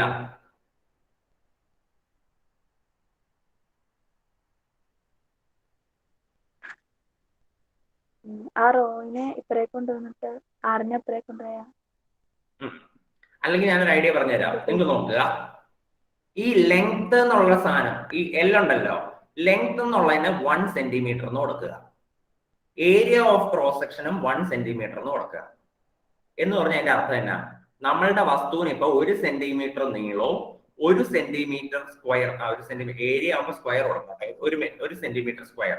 സോ 1 സെന്റിമീറ്റർ സ്ക്വയർ വീതി അല്ലെങ്കിൽ വണ്ണവും ഉള്ള ഒരു വസ്തുവാണ് നമ്മൾ എടുത്തിരിക്കുന്നത്. എന്താണ് നമ്മുടെ വസ്തു? ഇപ്പൊ ഇതാണ് നമ്മുടെ വസ്തു എന്ന് വിചാരിക്കുക. ഈ വസ്തുവിന് എത്ര നീളമുണ്ട്? ഈ വസ്തുവിന്റെ നീളമാണ് 1 സെന്റിമീറ്റർ. ഈ വസ്തുവിന്റെ ഏരിയ ഓഫ് ക്രോസ് സെക്ഷൻ ഇത്രയും, ഇതാണ് ഇത് ഏരിയ ഓഫ് ക്രോസ് സെക്ഷൻ ആണ് 1 സെന്റിമീറ്റർ സ്ക്വയർ. അങ്ങനെയാണെങ്കിൽ നമ്മൾ ആ വാല്യൂ ഇവിടെ സബ്സ്റ്റിറ്റ്യൂട്ട് ചെയ്താൽ ആ വസ്തുവിന്റെ റെസിസ്റ്റൻസ് എന്തായിരിക്കും? Resistance is equal to rho into എല്ലിന് 1 കൊടുത്തില്ലേ, ഏരിയക്കും 1 അല്ലേ കൊടുത്തിരിക്കുന്നത്, 1/1. So that is R is equal to rho എന്ന് കിട്ടും. എന്ന് പറഞ്ഞാൽ 1 സെന്റിമീറ്റർ നീളവും 1 centimetre square area of cross സെക്ഷനും ഉള്ള ഒരു വസ്തുവിന്റെ റെസിസ്റ്റൻസ് എത്രയാണോ അത് തന്നെയായിരിക്കും ആ വസ്തുവിന്റെ റെസിസ്റ്റിവിറ്റി എന്നാണ് പറഞ്ഞതിന്റെ അർത്ഥം. Resistance is equal to resistivity. 1 centimetre നീളവും 1 centimetre square area of cross section ഉള്ള ഒരു വസ്തു കാണിക്കുന്ന റെസിസ്റ്റൻസിനെയാണ് നമ്മൾ റെസിസ്റ്റിവിറ്റി എന്ന് പറയുന്നത്. ഈ വസ്തുവിന് എന്തോരം റെസിസ്റ്റൻസ് ഉണ്ടോ അതാണ് അതിന്റെ റെസിസ്റ്റിവിറ്റി. മനസ്സിലായോ? അപ്പൊ റെസിസ്റ്റിവിറ്റി എന്ന് പറഞ്ഞു കഴിഞ്ഞിട്ടുണ്ടെങ്കിൽ it is the resistance of A substance with unit length and unit area of cross section. Unit ലെങ്ത്തും യൂണിറ്റ് ഏരിയ ഓഫ് ക്രോസ് സെക്ഷനും ഉള്ള ഒരു വസ്തു കാണിക്കുന്ന റെസിസ്റ്റൻസ് എത്രയാണോ അതാണ് ആ വസ്തുവിന്റെ റെസിസ്റ്റിവിറ്റി എന്ന് പറയുന്നത്. അത്രേ ഉള്ളൂ.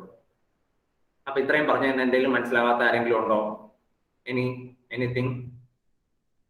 അപ്പൊ ഇപ്പൊ നമ്മൾ റെസിസ്റ്റൻസ് വരെയല്ലേ എഴുതി നിർത്തിയിരിക്കുന്നേ, എന്നിട്ട് താഴെ എഴുതിക്കോളുക. It has found that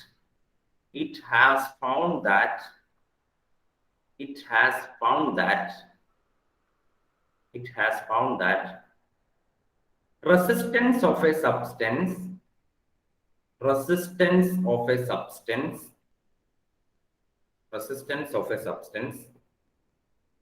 is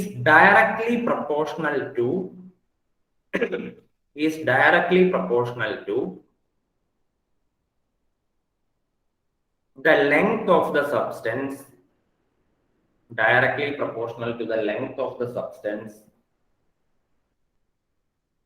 and inversely proportional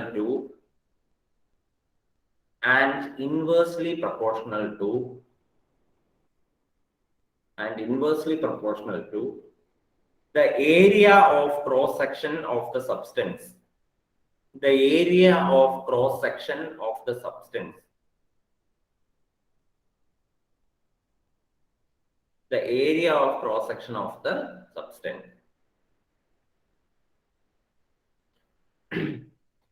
എന്നിട്ട് താഴെ നിങ്ങൾ ദേ ഈ ഫോർമുല എഴുതുക. ദാറ്റ് ഈസ് എന്ന് പറഞ്ഞോണ്ട് ദേ ഇവിടെ തൊട്ട് എഴുതുക കേട്ടോ. ഇങ്ങനെ ഇത്രയും ഞാൻ ഈ ബോക്സിൽ വരച്ചേക്കുന്ന സാധനങ്ങൾ മൊത്തം എഴുതുക. ഇത്രയും മതി കേട്ടോ, ഇത് വേണ്ട. ഈ 2 സ്റ്റെപ്പ് എഴുതുക. R proportional to L/A. അവിടെ L എന്നുള്ളത് ചെറിയതും A എന്നുള്ളത് വലുതും എഴുതുക കേട്ടോ. R proportional to L/A. R is equal to rho L/A.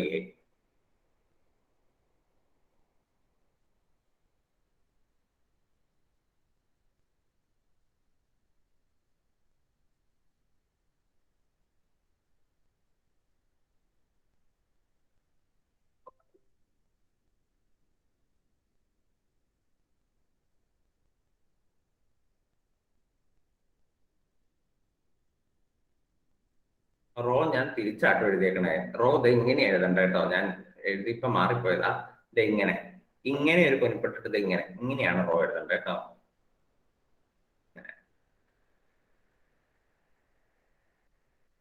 ഞാൻ എഴുതിയപ്പോ തിരിഞ്ഞുപോയി.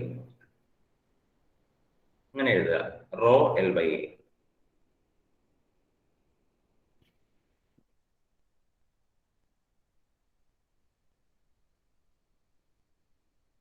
ഞാൻ ഈ ഗ്രീക്ക് ലാറ്റിൻ ലെറ്റേഴ്സ് ഒക്കെ എഴുതുന്നതിൽ ഒത്തിരി വീക്കാണ്. ഞാൻ പലതവണ എഴുതുമ്പോൾ തിരിഞ്ഞു പോകാറുണ്ട്. ഓക്കെ, അപ്പോ റോ L/A. ഓക്കെ, എന്നിട്ട് എഴുതിക്കൊള്ളാം വേർ താഴെ where WHERE where rho is called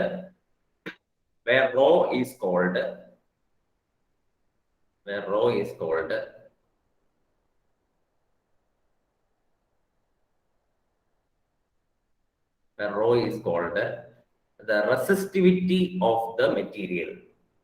Where rho is called resistivity of the material. Rho is called resistivity of the material.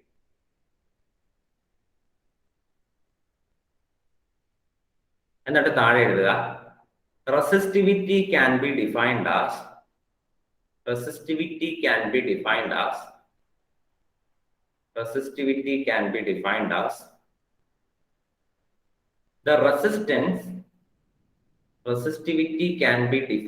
the resistance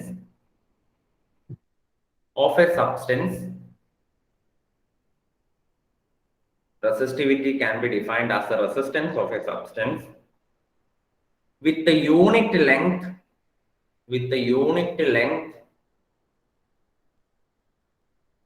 and unit area of cross section.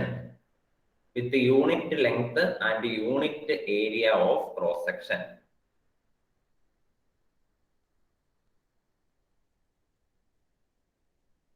Unit area of cross section. ശരി, അപ്പൊ അത്രേ ഉള്ളൂ. Resistivity എന്നാന്ന് പഠിച്ചു. ഇനി നമ്മൾ ഒരു ചെറിയൊരു സൈഡ് ഹെഡിങ് ആയിട്ട് എടുക്കുക, യൂണിറ്റ് ഓഫ് റെസിസ്റ്റിവിറ്റി. റെസിസ്റ്റിവിറ്റിയുടെ യൂണിറ്റ് എങ്ങനെ കണ്ടുപിടിക്കും? നിങ്ങൾ ആ പുസ്തകത്തെ ബുക്കിന്റെ സൈഡിൽ വല്ലതും കണ്ടുപിടിക്കാൻ പറ്റുമോ നോക്കി. എന്താണ് റെസിസ്റ്റിവിറ്റിയുടെ യൂണിറ്റ്?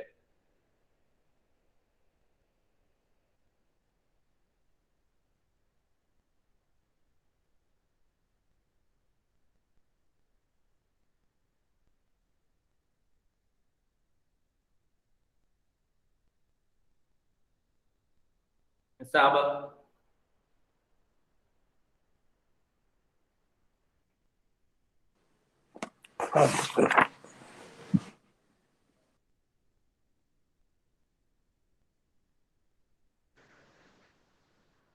എങ്ങനെ കണ്ടുപിടിക്കണം മിസ്സാബെ റെസിസ്റ്റിവിറ്റിയുടെ യൂണിറ്റ്?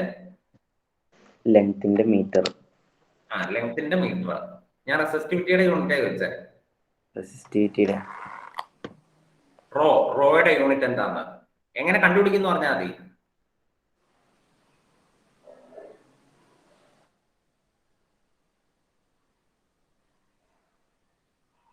എങ്ങനെ കണ്ടുപിടിക്കും റോയുടെ unit? Rho is equal to എന്നായിരുന്നു? ഞാൻ കാര്യം ചോദിക്കട്ടെ, സ്പീഡിന്റെ യൂണിറ്റ് കണ്ടുപിടിക്കാൻ പറഞ്ഞാൽ മിസാബ് എന്ത് ചെയ്യും? സ്പീഡിന്റെ യൂണിറ്റ് കണ്ടുപിടിക്കാൻ പറഞ്ഞാൽ സ്പീഡ് ഡിസ്റ്റൻസ് ബൈ ടൈം. സ്പീഡിന്റെ ഫോർമുല എഴുതും അല്ലെ? സ്പീഡിന്റെ യൂണിറ്റ് കണ്ടുപിടിക്കണമെങ്കിൽ സ്പീഡിന്റെ ഫോർമുല എഴുതണം. അപ്പൊ അതുപോലെ തന്നെ റെസിസ്റ്റിവിറ്റിയുടെ യൂണിറ്റ് കണ്ടുപിടിക്കണമെങ്കിൽ റെസിസ്റ്റിവിറ്റി ഈസ് ഈക്വൽ ടു എന്ന് പറഞ്ഞുകൊണ്ട് എന്താന്ന് എഴുതണം. അതിപ്പോ അത് എഴുതാൻ പാടില്ല. ഇപ്പൊ ഞാൻ അത് എഴുതി തന്നിരിക്കുന്ന ഇക്വേഷനിൽ നിന്ന് റോ ഈക്വൽ ടു എന്ന് പറഞ്ഞുകൊണ്ട് ആക്കാൻ പാടില്ല ഇക്വേഷനെ. നമ്മളിപ്പോ R is equal to rho L by എന്ന് എഴുതിയിട്ടുണ്ടല്ലോ, അതിൽ നിന്ന് നമുക്ക് റോ ഇസ് ഈക്വൽ ടു എന്താന്ന് എഴുതാൻ പാടില്ലേ? എന്നിട്ട് അതിന്റെ യൂണിറ്റ് ഒക്കെ പുറത്തു കഴിഞ്ഞ് വെട്ടിപ്പോയി കഴിയുമ്പോൾ നമുക്ക് റെസിസ്റ്റിവിറ്റിയുടെ യൂണിറ്റ് കിട്ടും. ഡിസ്റ്റൻസ് ബൈ ടൈം, ഡിസ്റ്റൻസിന്റെ യൂണിറ്റ് കിലോമീറ്റർ അല്ലെങ്കിൽ മീറ്റർ, ടൈമിന്റെ യൂണിറ്റ് സെക്കൻഡ്. അപ്പൊ അതുകൊണ്ട് സ്പീഡിന്റെ യൂണിറ്റ് മീറ്റർ പെർ സെക്കൻഡ്, എങ്ങനെയല്ലേ ഹിസാബ് എഴുതുക. അതുപോലെ റോ ഇസ് ഈക്വൽ ടു എന്താന്ന് എഴുതുക, എന്നിട്ട് അതിന്റെ ഒക്കെ യൂണിറ്റ് എഴുതിയിട്ട് വെട്ടിക്കളയുക. അപ്പൊ നമുക്ക് റോ റെസിസ്റ്റിവിറ്റിയുടെ യൂണിറ്റ് കിട്ടും. അപ്പൊ നമ്മൾ എന്താ എഴുതണം? വി ഹാവ്, നമുക്കുള്ള ഇക്വേഷൻ ആദ്യം എഴുതുക. നമുക്ക് ഏതാ ഇക്വേഷൻ ഉള്ള? R is equal to rho L by A. ഞാൻ പിന്നെ റോ അങ്ങനെ തന്നെ എഴുതൂല, ഒരു സെക്കൻഡ് കേട്ടോ. R is equal to rho L by A, rho L by A. അപ്പൊ അങ്ങനെയാണെങ്കിൽ ഇതിൽ നിന്ന് റോ ഇസ് ഈക്വൽ ടു എന്താന്ന് എഴുതാം? therefore rho is equal to എന്തെന്ന് എഴുതാം? ഈ എൽ ബൈ എനെ അപ്പുറത്തേക്ക് കൊണ്ടുപോവാ. അപ്പൊ R into L by A അപ്പുറത്തേക്ക് പോകുമ്പോ എ ബൈ എൽ എന്നാവും. So R into A by L. അപ്പൊ ആറിന്റെ യൂണിറ്റ് നമുക്കറിയാലോ എന്താണ്? ഓം ആണ് ആറിന്റെ യൂണിറ്റ്. ഇൻറ്റു ഏരിയയുടെ യൂണിറ്റ് ഞാൻ നിങ്ങൾക്ക് പറഞ്ഞു തന്നല്ലോ, സെന്റിമീറ്റർ സ്ക്വയർ, ഡിവൈഡഡ് ബൈ ലെങ്ത്തിന്റെ യൂണിറ്റ് പറഞ്ഞു തന്നല്ലോ, സെന്റിമീറ്റർ. ഇത് വെട്ടിക്കളയുക.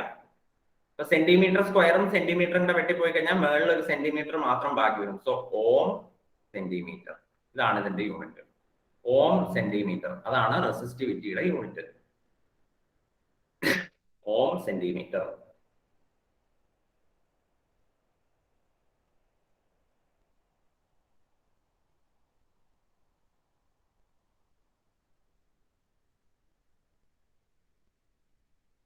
എന്തെങ്കിലും സംശയം ഉണ്ടോ ആർക്കെങ്കിലും?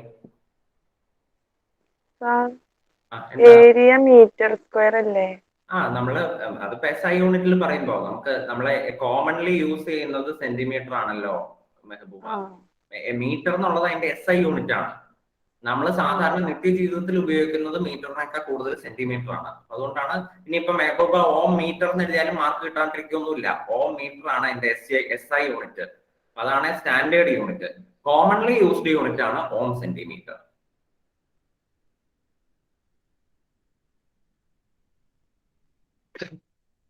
ശരി, അപ്പൊ അങ്ങനെയാണെങ്കിൽ അടുത്തത് കണ്ടക്ടൻസ് എന്ന് ഹെഡിങ് കൊടുക്കുക. അപ്പൊ റെസിസ്റ്റൻസ് കഴിഞ്ഞു, ഇനി കണ്ടക്ടൻസ്.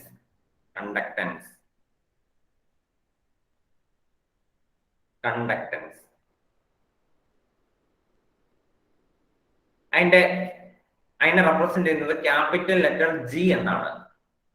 ക്യാപിറ്റൽ ലെറ്റർ ജി, അതാണ് കണ്ടക്ടൻസ്.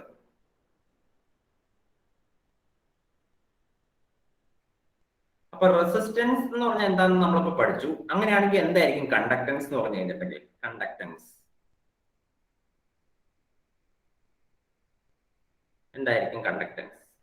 എന്തായിരിക്കും നെസ്റിൻ കണ്ടക്ടൻസ് എന്ന് പറഞ്ഞു കഴിഞ്ഞാൽ?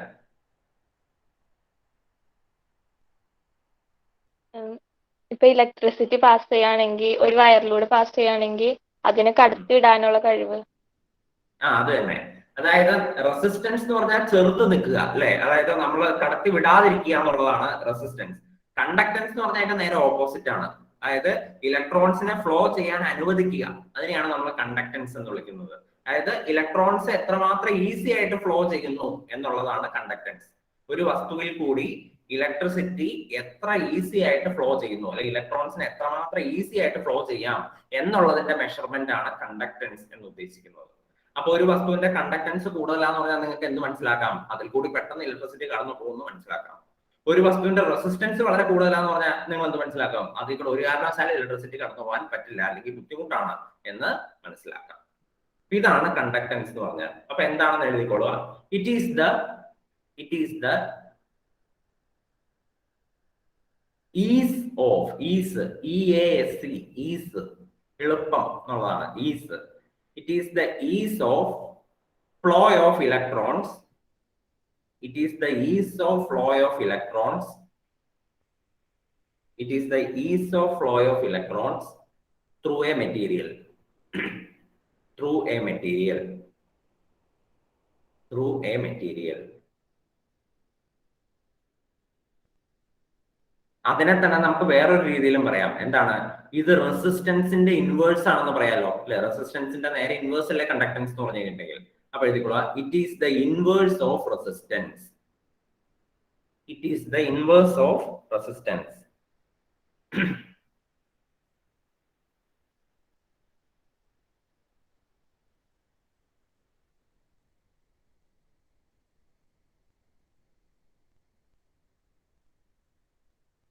It is the inverse of resistance. എഴുതിയോ? അപ്പൊ അങ്ങനെയാണെങ്കിൽ നമുക്ക് എന്തെഴുതാം? റെസിസ്റ്റൻസിന്റെ ഇൻവേഴ്സ് ആണെങ്കിൽ താഴെ therefore G is equal to 1/R അങ്ങനെ എഴുതാലോ അല്ലേ? ഇൻവേഴ്സ് എന്ന് പറഞ്ഞാൽ 1/. അപ്പൊ റെസിസ്റ്റൻസിന്റെ ഇൻവേഴ്സ് ആയതുകൊണ്ട് 1/R എന്ന് എഴുതാം. 1/R. G is equal to 1/R. അങ്ങനെയാണെങ്കിൽ എല്ലാരെയും യൂണിറ്റ് ഓഫ് G എന്താന്ന് എഴുതിക്കേ. Unit of G is equal to എഴുതിക്കോളൂ. Unit of G is equal to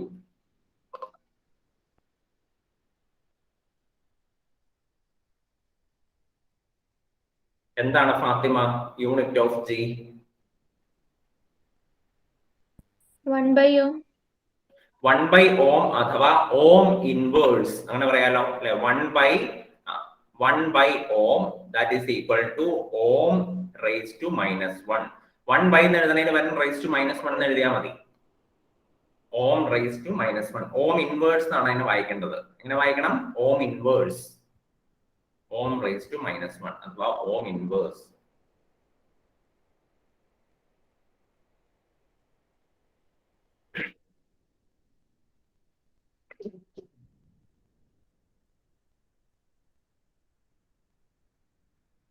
ഈ ഓം ഇൻവേഴ്സിനെ തന്നെ നമ്മൾ വേറൊരു പേര് പറയും. അതാണ് മോ. മോ എന്ന് പറയാറുണ്ട് കേട്ടോ. മോ. മോ. ഓം ഇൻവേഴ്സിനെ നമ്മൾ മോ എന്ന് പറയാറുണ്ട്. മോ.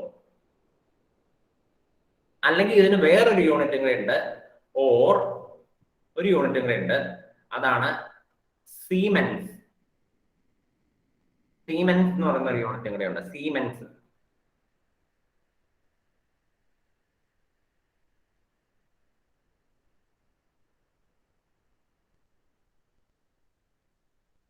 സീമെൻസിനെ നമ്മൾ എസ് എന്നാണ് റെപ്രസെന്റ് ചെയ്യുന്നത്. അതും കൂടെ എഴുതി വെച്ചു. Capital letter S. Small letter S അല്ല കേട്ടോ. സ്മോൾ ലെറ്റർ എസ് എന്ന് പറഞ്ഞാൽ സെക്കൻഡ് ആണ്. സെക്കൻഡ്. ഇത് ക്യാപിറ്റൽ ലെറ്റർ എസ്. സീമെൻസ്. അപ്പൊ കണ്ടക്ടൻസിന്റെ യൂണിറ്റ് എന്താണ്? കണ്ടക്ടൻസിന്റെ യൂണിറ്റ് ഒന്നെങ്കിൽ ഓം ഇൻവേഴ്സ്, അല്ലെങ്കിൽ മോ, അല്ലെങ്കിൽ സീമെൻസ്.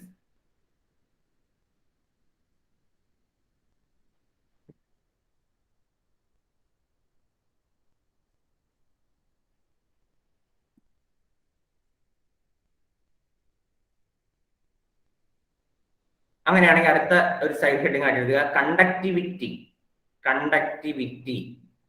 നമ്മൾ റെസിസ്റ്റൻസ് കഴിഞ്ഞിട്ട് റെസിസ്റ്റിവിറ്റി അല്ലേ പഠിച്ചേ? അപ്പൊ ഇനി കണ്ടക്ടൻസ് കഴിഞ്ഞാൽ കണ്ടക്ടിവിറ്റി. കണ്ടക്ടിവിറ്റി. കണ്ടക്ടിവിറ്റി. ബ്രാക്കറ്റില് ഇതുപോലെ എഴുതുക. ഒരു ഇച്ചിരി വളച്ച് കേട്ടോ. കെ എന്ന് എഴുതരുത്, ഇച്ചിരിയോടെ വളച്ച്. കെ തന്നെ കുറച്ചും കൂടെ ഒന്ന് വളച്ച് തിരിച്ചെഴുതുക. അതിനെയാണ് നമ്മൾ കാപ്പ എന്നാണ് വായിക്കുന്നത്. എന്താണ് കാപ്പ? കാപ്പ.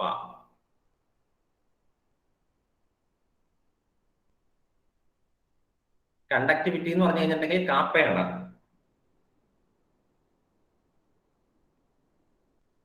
അപ്പൊ ഞാൻ ചോദിക്കട്ടെ നിങ്ങളോട്, കണ്ടക്ടൻസ് എന്ന് പറഞ്ഞാൽ റെസിസ്റ്റൻസിന്റെ ഇൻവേഴ്സ് ആണെന്നല്ലേ പറഞ്ഞേ? അപ്പൊ കണ്ടക്ടിവിറ്റി എന്ന് പറഞ്ഞാൽ എന്തിന്റെ ഇൻവേഴ്സ് ആയിരിക്കും? കണ്ടക്ടൻസ് എന്ന് പറഞ്ഞാൽ റെസിസ്റ്റൻസിന്റെ ഇൻവേഴ്സ്. അപ്പൊ കണ്ടക്ടിവിറ്റി എന്ന് പറഞ്ഞാൽ എന്തിന്റെ ഇൻവേഴ്സ് ആയിരിക്കും? എന്തിന്റെ ഇൻവേഴ്സ് ആയിരിക്കും സ്വപ്ന? റെസിസ്റ്റിവിറ്റിയുടെ ഇൻവേഴ്സ് ആയിരിക്കും അല്ലെ? 1/റെസിസ്റ്റിവിറ്റി. അപ്പൊ എഴുതിക്കൊള്ളുക, it is the inverse of resistivity. It is the inverse of resistivity. It is the inverse of resistivity. ഒരു ഡെഫിനേഷൻ കൂടെ ഉണ്ട്. അത് നമ്മൾ ഫോർമുലയിൽ നിന്നാണ് ഡെഫിനേഷനിലേക്ക് വരുന്നത്. Inverse of resistivity. അപ്പൊ നമുക്ക് എന്തെഴുതാം? That is kappa is equal to 1/ρ.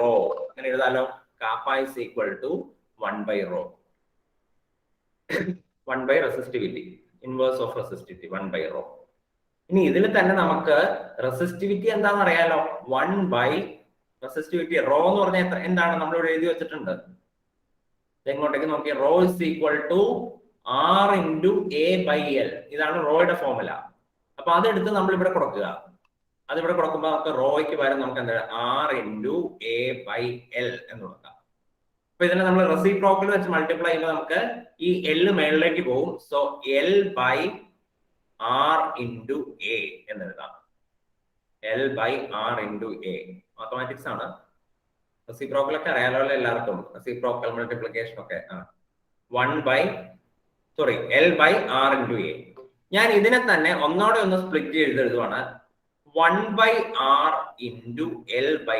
ഇങ്ങനെ എഴുതാലോ. L/R ഇൻറ്റു A എന്നുള്ളതിനെ 1/R ഇൻറ്റു L/A എന്ന് എഴുതാൻ പാടില്ലേ? 1 ഇൻറ്റു L ചെയ്യുമ്പോൾ L എന്ന് കിട്ടും. R ഇൻറ്റു A എന്ന് ചെയ്യുമ്പോൾ RA എന്ന് കിട്ടും. 1/R into L/A.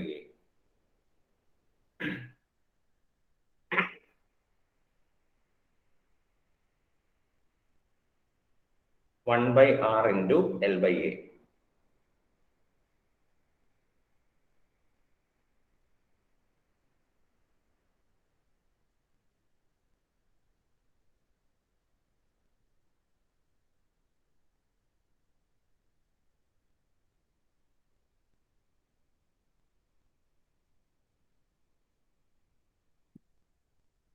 ഈ 1/R നമുക്ക് എന്തെന്ന് എഴുതാം?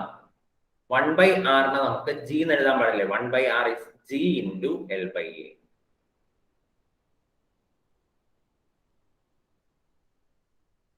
G into L/A അല്ലെ? 1/R G എന്ന് എഴുതാമല്ലോ. കണ്ടക്ടൻസ് അല്ലേ 1 റെസിസ്റ്റൻസ് പറഞ്ഞ. അപ്പൊ G into L/A. അപ്പൊ ഇത് നമ്മൾ ഒന്നോടെ എടുത്ത് താഴത്തേക്ക് എഴുതുക. ദാറ്റ് ഈസ് എന്ന് പറഞ്ഞുകൊണ്ട് ഒന്നോടെ എടുത്ത് താഴത്തേക്ക് എഴുതുക. താഴെ that is kappa is equal to G into L/A. എങ്ങനെയാണ് നമുക്ക് കിട്ടിയേക്കുന്നത്? kappa is equal to G into L/A. Resistivity equal to G into L/A എന്ന് കിട്ടിയിട്ടുണ്ട്. അങ്ങനെയാണെങ്കിൽ നമ്മൾ എങ്ങനെ റെസിസ്റ്റിവിറ്റിനെ, റെസിസ്റ്റിവിറ്റി അല്ല കണ്ടക്ടിവിറ്റി അല്ലെ, കണ്ടക്ടിവിറ്റി ആണ് കാപ്പ. അപ്പൊ അങ്ങനെയാണെങ്കിൽ കണ്ടക്ടിവിറ്റിനെ എങ്ങനെ ഡിഫൈൻ ചെയ്യും എന്നാണ് എന്റെ ചോദ്യം. കണ്ടക്ടിവിറ്റിനെ ഇനി എങ്ങനെ ഈ ഡെഫിനിഷൻ വെച്ച് ഡിഫൈൻ ചെയ്യും? ഈ ഇക്വേഷൻ വെച്ചിട്ട് എങ്ങനെ ഡിഫൈൻ ചെയ്യും? കണ്ടക്ടിവിറ്റി കാപ്പ എന്ന് പറഞ്ഞാൽ കണ്ടക്ടിവിറ്റി, G എന്ന് പറഞ്ഞാൽ കണ്ടക്ടൻസ്, L എന്ന് പറഞ്ഞാൽ ലെങ്ത്, A എന്ന് പറഞ്ഞാൽ ഏരിയ. ഇത് വെച്ച് എങ്ങനെ കണ്ടക്ടിവിറ്റിനെ ഡിഫൈൻ ചെയ്യാം? അഭിരാമി പറയാം. അഭിരാമി ഡെഫിനിഷൻ പറയാനാണോ sir? Definition. Conductivity is the product of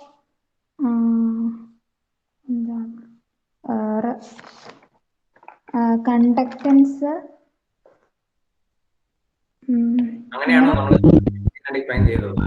product of എന്നൊക്കെ പറഞ്ഞുകൊണ്ടാണോ? അഭിരാമി മേളിലോട്ടൊന്ന് പോയി ഇങ്ങോട്ട് വന്നോട്ട് ഈ ഇക്വേഷൻ കാണാമോ എന്ന് പറയണം കേട്ടോ. ഇത് R is equal to rho into L/A. ഇങ്ങനെ ഒരു സാധനം തന്നെയല്ലേ ഇത്. ആറിനും റോയ്ക്കും പകരം ഇവിടെ കാപ്പായും ജിയും ആണല്ലേ ഉള്ളൂ. ഇവിടെ കാപ്പായും ജിയും ആണ്, വ്യത്യാസമേ ഉള്ളൂ. നേരത്തെ ആറും റോയും ആകുന്നു. അപ്പൊ raw is equal to R/L/A എന്നുള്ളതിൽ നിന്നല്ലേ നമ്മൾ റോയിനെ ഡിഫൈൻ ചെയ്തത്. റോയിനെ എങ്ങനെ ഡിഫൈൻ ചെയ്തേ? A യൂണിറ്റ് ലെങ്ത്തും unit area of cross section ഉള്ള സാധനത്തിന്റെ റെസിസ്റ്റൻസിനെയാണ് നമ്മൾ റെസിസ്റ്റിവിറ്റി എന്ന് പറയുന്നത് എന്ന് നമ്മൾ പറഞ്ഞായിരുന്നു. അങ്ങനെയാണെങ്കിൽ ഈ കണ്ടക്ടിവിറ്റിനെ എങ്ങനെ ഡിഫൈൻ ചെയ്യും? G is equal to kappa into A. അല്ല, kappa into A/L. എന്നിട്ട് എങ്ങനെ ഡിഫൈൻ ചെയ്താണ് കാപ്പായിനെ ഡിഫൈൻ? കാപ്പായ്ക്ക് ഒരു ഡെഫിനിഷൻ വേണം.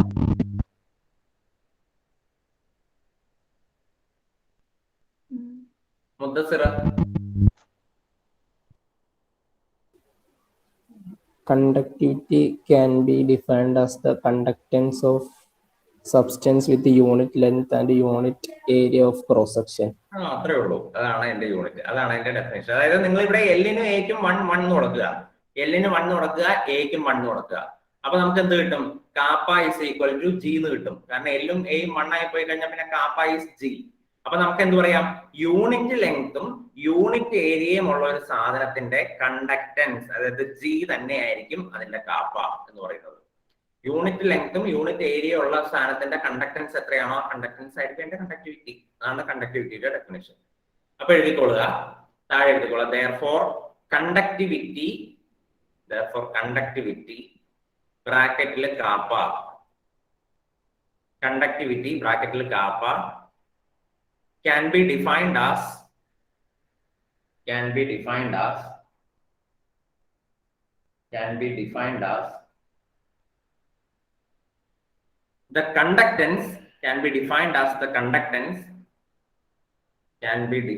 the conductance of a material,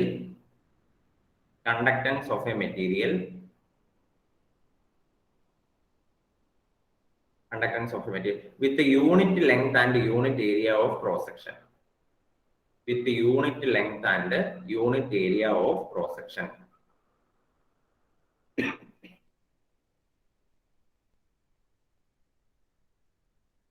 അപ്പൊ എല്ലാരും അടുത്ത യൂണിറ്റ് ഓഫ് കണ്ടക്ടിവിറ്റി കണ്ടുപിടിച്ച എല്ലാരും unit of conductivity, unit of kappa വേഗം കണ്ടുപിടിച്ചോളൂ. Unit of conductivity, unit of kappa വേഗം കണ്ടുപിടിക്കൂ.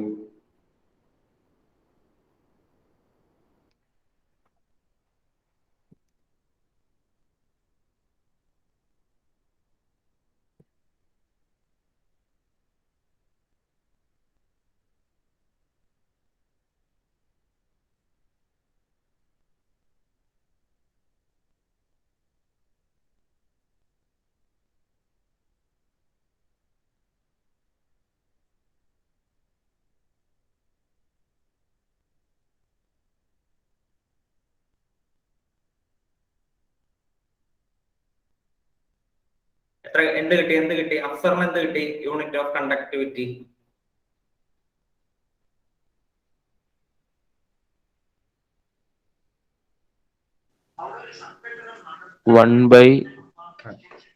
Ohm meter. ഈ 1 ഓമിനെ അല്ലേ ഓം ഇൻവേഴ്സ് എന്ന് എഴുതാൻ ഞാൻ പറഞ്ഞത്. ഇനി 1 ഓം എന്ന് പറയുന്നത് 1 ഓം എന്ന് പറയുന്നത് ഒരു സബ്സ്റ്റാൻഡേർഡ് ആയിട്ടുള്ള ഒരു പ്രയോഗമാണ്. നമ്മൾ ഇനി അങ്ങനെ പറയാൻ പാടില്ല. ഓം ഇൻവേഴ്സ് അതാണ് standard way of telling the unit കേട്ടോ. മറ്റേത് ഒരു സബ്സ്റ്റാൻഡേർഡ് പരിപാടിയാണ്. 1 ഓം എന്ന് പറയുന്നത് ഇനി ഓം ഇൻവേഴ്സ്. അപ്പൊ ഓം ഇൻവേഴ്സ് മീറ്റർ അല്ലെങ്കിൽ ഓം ഇൻവേഴ്സ് സെന്റിമീറ്റർ, അതാണ് അതിന്റെ യൂണിറ്റ്. എങ്ങനെ കണ്ടുപിടിക്കണേ നമുക്ക് നോക്കാം. കാപ്പായുടെ യൂണിറ്റ് അല്ലേ കണ്ടുപിടിക്കണ്ടേ? അപ്പൊ നമ്മൾ കാപ്പായുടെ ഫോർമുല എഴുതുക. Kappa is equal to G into L by A. ജിയുടെ യൂണിറ്റ് നമുക്കറിയാം. ജി എന്ന് പറഞ്ഞാൽ ഓം ഇൻവേഴ്സ് ആണ്, നമ്മൾ മേളിൽ എഴുതിയിട്ടുണ്ട്. ഇൻറ്റു ലെങ്ത്തിന്റെ യൂണിറ്റ് സെന്റിമീറ്റർ, ഏരിയയുടെ യൂണിറ്റ് സെന്റിമീറ്റർ സ്ക്വയർ അല്ലേ. Ohm inverse into centimetre by centimetre square, G into L by A.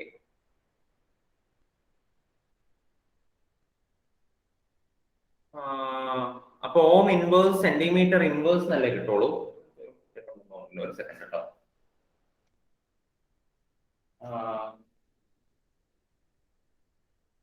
തന്നെയാണ് അല്ലെ, ഓം ഇൻവേഴ്സ് സെന്റിമീറ്റർ ഇൻവേഴ്സ്. സോ ഓം ഇൻവേഴ്സ് ഈ സെന്റിമീറ്ററും ഇവിടെ നിന്ന് ഒരു സെന്റിമീറ്ററും വെട്ടിപ്പോ 1 സെന്റിമീറ്റർ എന്നാണ് കിട്ടുന്നത്. 1 സെന്റിമീറ്റർ എന്ന് പറഞ്ഞാൽ സെന്റിമീറ്റർ ഇൻവേഴ്സ്. ഓം ഇൻവേഴ്സ് സെന്റിമീറ്റർ ഇൻവേഴ്സ്.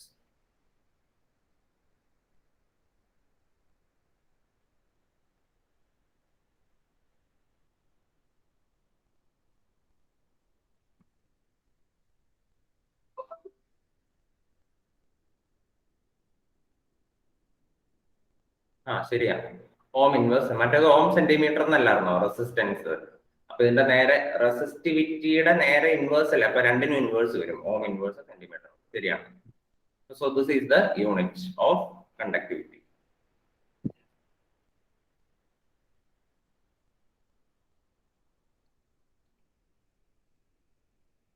അപ്പൊ ഇത്രയും കാര്യങ്ങൾ എന്തെങ്കിലും സംശയം ഉണ്ടെങ്കിൽ ചോദിച്ചു എന്നോട്. എന്തെങ്കിലും സംശയം ഉണ്ടോ? നമ്മൾ എന്തൊക്കെയാ പഠിച്ച? റെസിസ്റ്റൻസ് എന്താന്ന് പഠിച്ചു, റെസിസ്റ്റിവിറ്റി എന്താന്ന് പഠിച്ചു, കണ്ടക്ടൻസ് എന്താന്ന് പഠിച്ചു, കണ്ടക്ടിവിറ്റി എന്താന്ന് പഠിച്ചു, എല്ലാത്തിന്റെ യൂണിറ്റും പഠിച്ചു.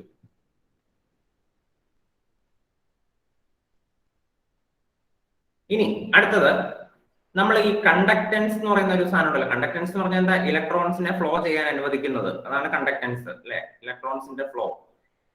ഈ കണ്ടക്ടൻസ് തന്നെ 2 തരത്തിലുള്ള കണ്ടക്ടൻസ് ഉണ്ട്.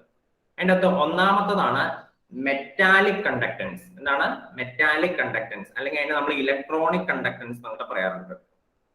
അപ്പൊ കണ്ടക്ടൻസ് 2 രീതിയിലുണ്ട്. ഏതൊക്കെയാണ്? ഒന്ന് മെറ്റാലിക് കണ്ടക്ടൻസ്, അല്ലെങ്കിൽ അതിന്റെ വേറൊരു പേരാണ് ഇലക്ട്രോണിക് കണ്ടക്ടൻസ്. Electronic conductance. രണ്ടാമത്തതാണ് ഇലക്ട്രോളിറ്റിക് കണ്ടക്ടൻസ്. എന്താണ് ഇലക്ട്രോളിറ്റിക് കണ്ടക്ടൻസ്? അപ്പൊ കണ്ടക്ടൻസ് 2 രീതിയിലുണ്ട്. ഏതൊക്കെയാണ്? ഒന്ന് മെറ്റാലിക് കണ്ടക്ടൻസ്, 2 ഇലക്ട്രോളിറ്റിക് കണ്ടക്ടൻസ്. 2 തരത്തിലുള്ള കണ്ടക്ടൻസ്. അപ്പൊ എന്താണ് ഈ മെറ്റാലിക് കണ്ടക്ടൻസ്, എന്താണ് ഇലക്ട്രോളിറ്റിക് കണ്ടക്ടൻസ് എന്ന് ഞാൻ പറഞ്ഞുതരാം, ശ്രദ്ധിച്ചോളുക. മെറ്റാലിക് കണ്ടക്ടൻസ് എന്ന് പറഞ്ഞാൽ വാക്കിൽ നിന്ന് തന്നെ നമുക്കറിയാലോ. ഇപ്പൊ മെറ്റലുകൾ, ഇതൊരു മെറ്റലാണെന്ന് വിചാരിക്കുക. ഇപ്പൊ കോപ്പർ എന്ന് പറയുന്ന മെറ്റൽ, അല്ലെങ്കിൽ അയൺ എന്ന് പറയുന്ന മെറ്റൽ, അല്ലെങ്കിൽ സിൽവർ എന്ന് പറയുന്ന മെറ്റൽ, അല്ലെങ്കിൽ ഗോൾഡ് എന്ന് പറയുന്ന മെറ്റൽ, ഇങ്ങനെയുള്ള മെറ്റലുകളിൽ കൂടി ഇലക്ട്രിസിറ്റി കടന്നു പോകുന്നതിനെയാണ് നമ്മൾ മെറ്റാലിക് കണ്ടക്ടൻസ് എന്ന് പറയുന്നത്. മെറ്റൽസിൽ കൂടി എന്ത് ചെയ്യാണ്? ഇലക്ട്രോൺസ് ഫ്ലോ ചെയ്യുക. ഒരറ്റത്തുനിന്ന് മറ്റേ അറ്റത്തേക്ക് ഇലക്ട്രോൺസ് ഇങ്ങനെ ഫ്ലോ ചെയ്യുക. ഇലക്ട്രോൺസ് ഫ്ലോ ചെയ്യുന്നതിനെയല്ലേ നമ്മൾ ഇലക്ട്രിസിറ്റി എന്ന് പറയുന്നത്.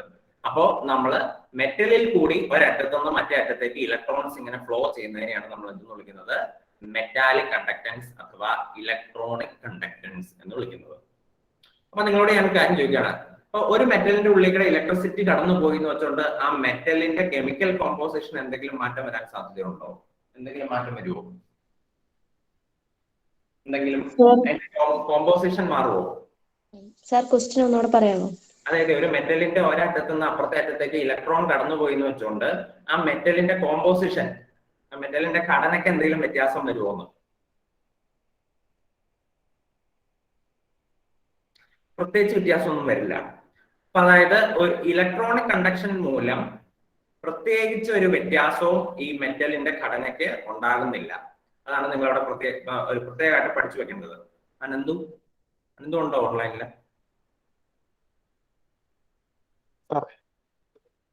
എന്താ? Good morning. ഈ വീക്കില് ബൈ വീക്കിലേക്ക് നിങ്ങളുടെ പോർഷൻസിൽ ചെറിയൊരു കറക്ഷൻ ഉണ്ടായിരുന്നു. ഫിസിക്സിന്റെ പോർഷൻസിൽ ചാപ്റ്റർ 4 ഗാൽവനോമീറ്റർ ആൻഡ് ഇറ്റ്സ് കൺവേർഷനിൽ ഇൻക്ലൂഡഡ് ആണ്. ചാപ്റ്റർ 4 ഗാൽവനോമീറ്റർ ആൻഡ് ഇറ്റ്സ് കൺവേർഷന്, ചാപ്റ്റർ 5 ഫുള്ള്, ചാപ്റ്റർ 6ഉം 5ഉം ഫുള്ള്. ഓക്കെ, മാത്സിന്റെ ചാപ്റ്റർ 5 ഫുള്ള്.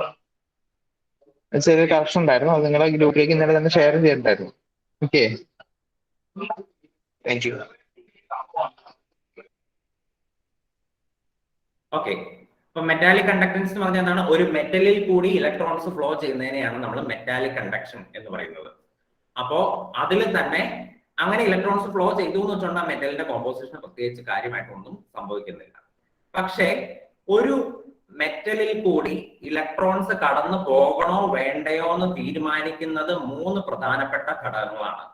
അത് ഒരു മെറ്റലിന്റെ ഉള്ളിൽ ഇലക്ട്രോൺസിന് കടന്നു പോകണോ വേണ്ടയോ എന്ന് തീരുമാനിക്കുന്നത് 3 ഘടകങ്ങളെ ആശ്രയിച്ചാണ്. എന്തൊക്കെയാണ് ആ ഘടകങ്ങൾ എന്ന് പറയാമോ നിങ്ങൾക്ക്? എന്തൊക്കെ ഘടകങ്ങളായിരിക്കും?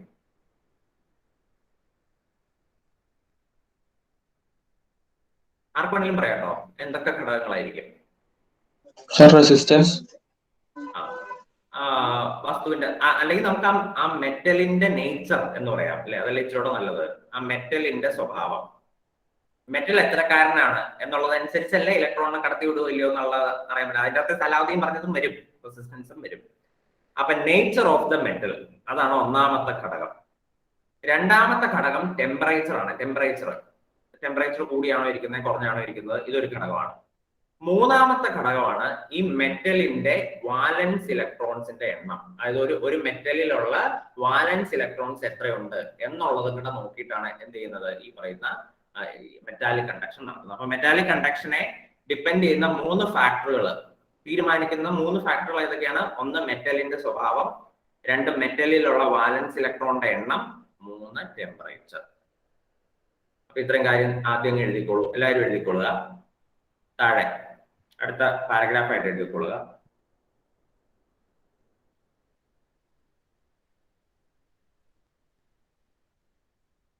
Electrical conductance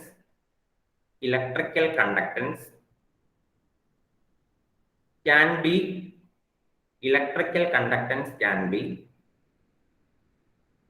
broadly classified into. ഈ ചാപ്റ്റർ ഇച്ചിരി പാടായതുകൊണ്ടാട്ടോ ഞാൻ എല്ലാത്തിന്റെ നോട്ട് പറഞ്ഞു തരുന്നത്.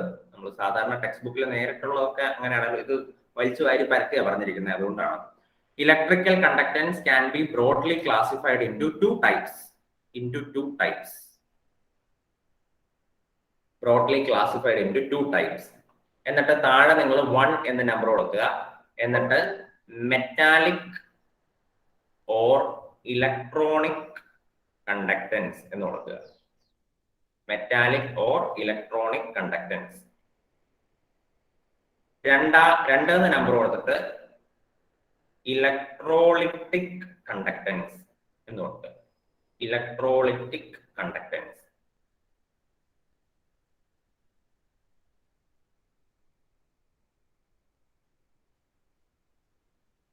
എന്നിട്ട് വീണ്ടും സൈഡ് ഹെഡിങ് ആയിട്ട് മെറ്റാലിക് കണ്ടക്ടൻസ് ഹെഡിങ് കൊടുക്കുക. വീണ്ടും സൈഡ് ഹെഡിങ് ആയിട്ട് മെറ്റാലിക് കണ്ടക്ടൻസ് കൊടുക്കുക. അല്ലെങ്കിൽ ഇലക്ട്രോണിക് കണ്ടക്ടൻസ്, എങ്ങനെ വേണമെങ്കിലും എഴുതാം. മെറ്റാലിക് കണ്ടക്ടൻസ് എഴുതിക്കൊള്ളുക. Electrical conductance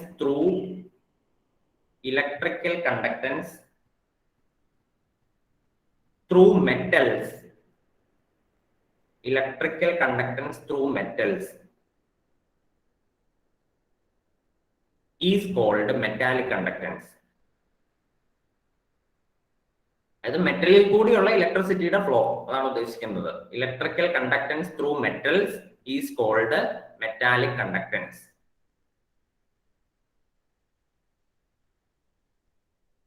Full stop. It is due to the movement of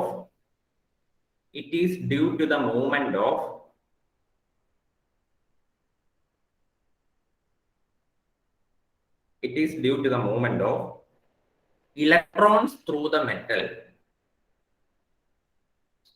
It is due to the movement of electrons through the metal.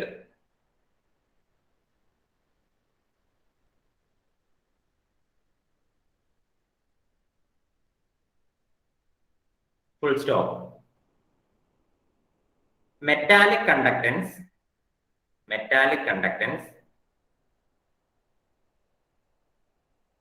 depends on 3 factors. Metallic conductance depends on 3 factors. Metallic conductance 3 ഫാക്ടറിനെ depend ചെയ്തിരിക്കും. അത് ഞാൻ പറഞ്ഞ 3 എണ്ണം. എന്നിട്ട് number ABC എന്ന് പറഞ്ഞുകൊണ്ട് താഴെ എഴുതുക. ഒന്നാമത്തത് nature and structure of metal. Nature and structure of metal.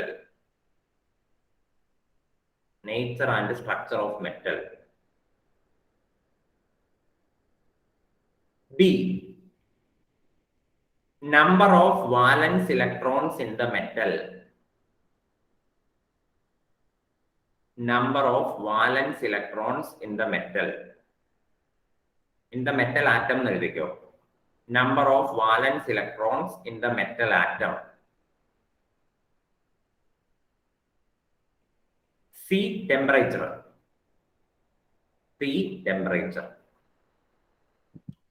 മൂന്നാമത്തത് ടെമ്പറേച്ചർ. ഈ 3 ഫാക്ടറിനെ ഡിപ്പെൻഡ് ചെയ്യും എന്നാണ് പറഞ്ഞത്. ഇനി ഒരു പോയിന്റ് കൂടെ ഉണ്ട് താഴെ, ലാസ്റ്റ് ഒരു പോയിന്റ് കൂടെ എഴുതിക്കൊള്ളുക. മെറ്റാലിക് കണ്ടക്ടൻസ് താഴെ ഒരു അടുത്ത ഫാക്ടർ അല്ല കേട്ടോ, അതിന്റെ താഴെ ഒരു പോയിന്റ് ആയിട്ട് എഴുതാനുള്ളതാണ് അടുത്തത്.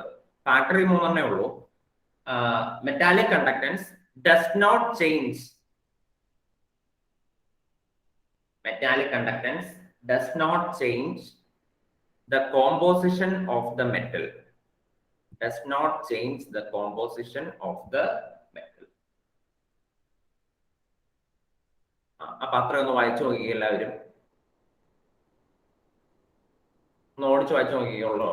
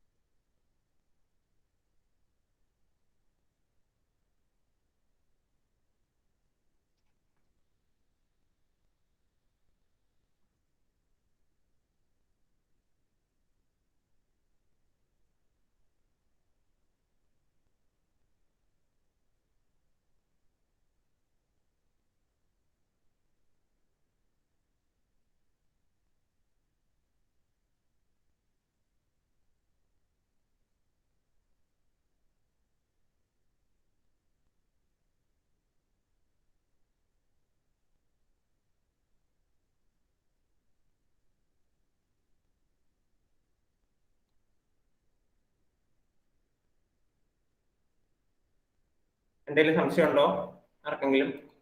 Any doubt? ഇല്ലെങ്കിൽ നിങ്ങൾ അടുത്ത ഹെഡിങ് സൈഡ് ഹെഡിങ് ആയിട്ട് എഴുതുക ഇലക്ട്രോളിറ്റിക് കണ്ടക്ടൻസ്. എന്താണ് ഇലക്ട്രോളിറ്റിക് കണ്ടക്ടൻസ്?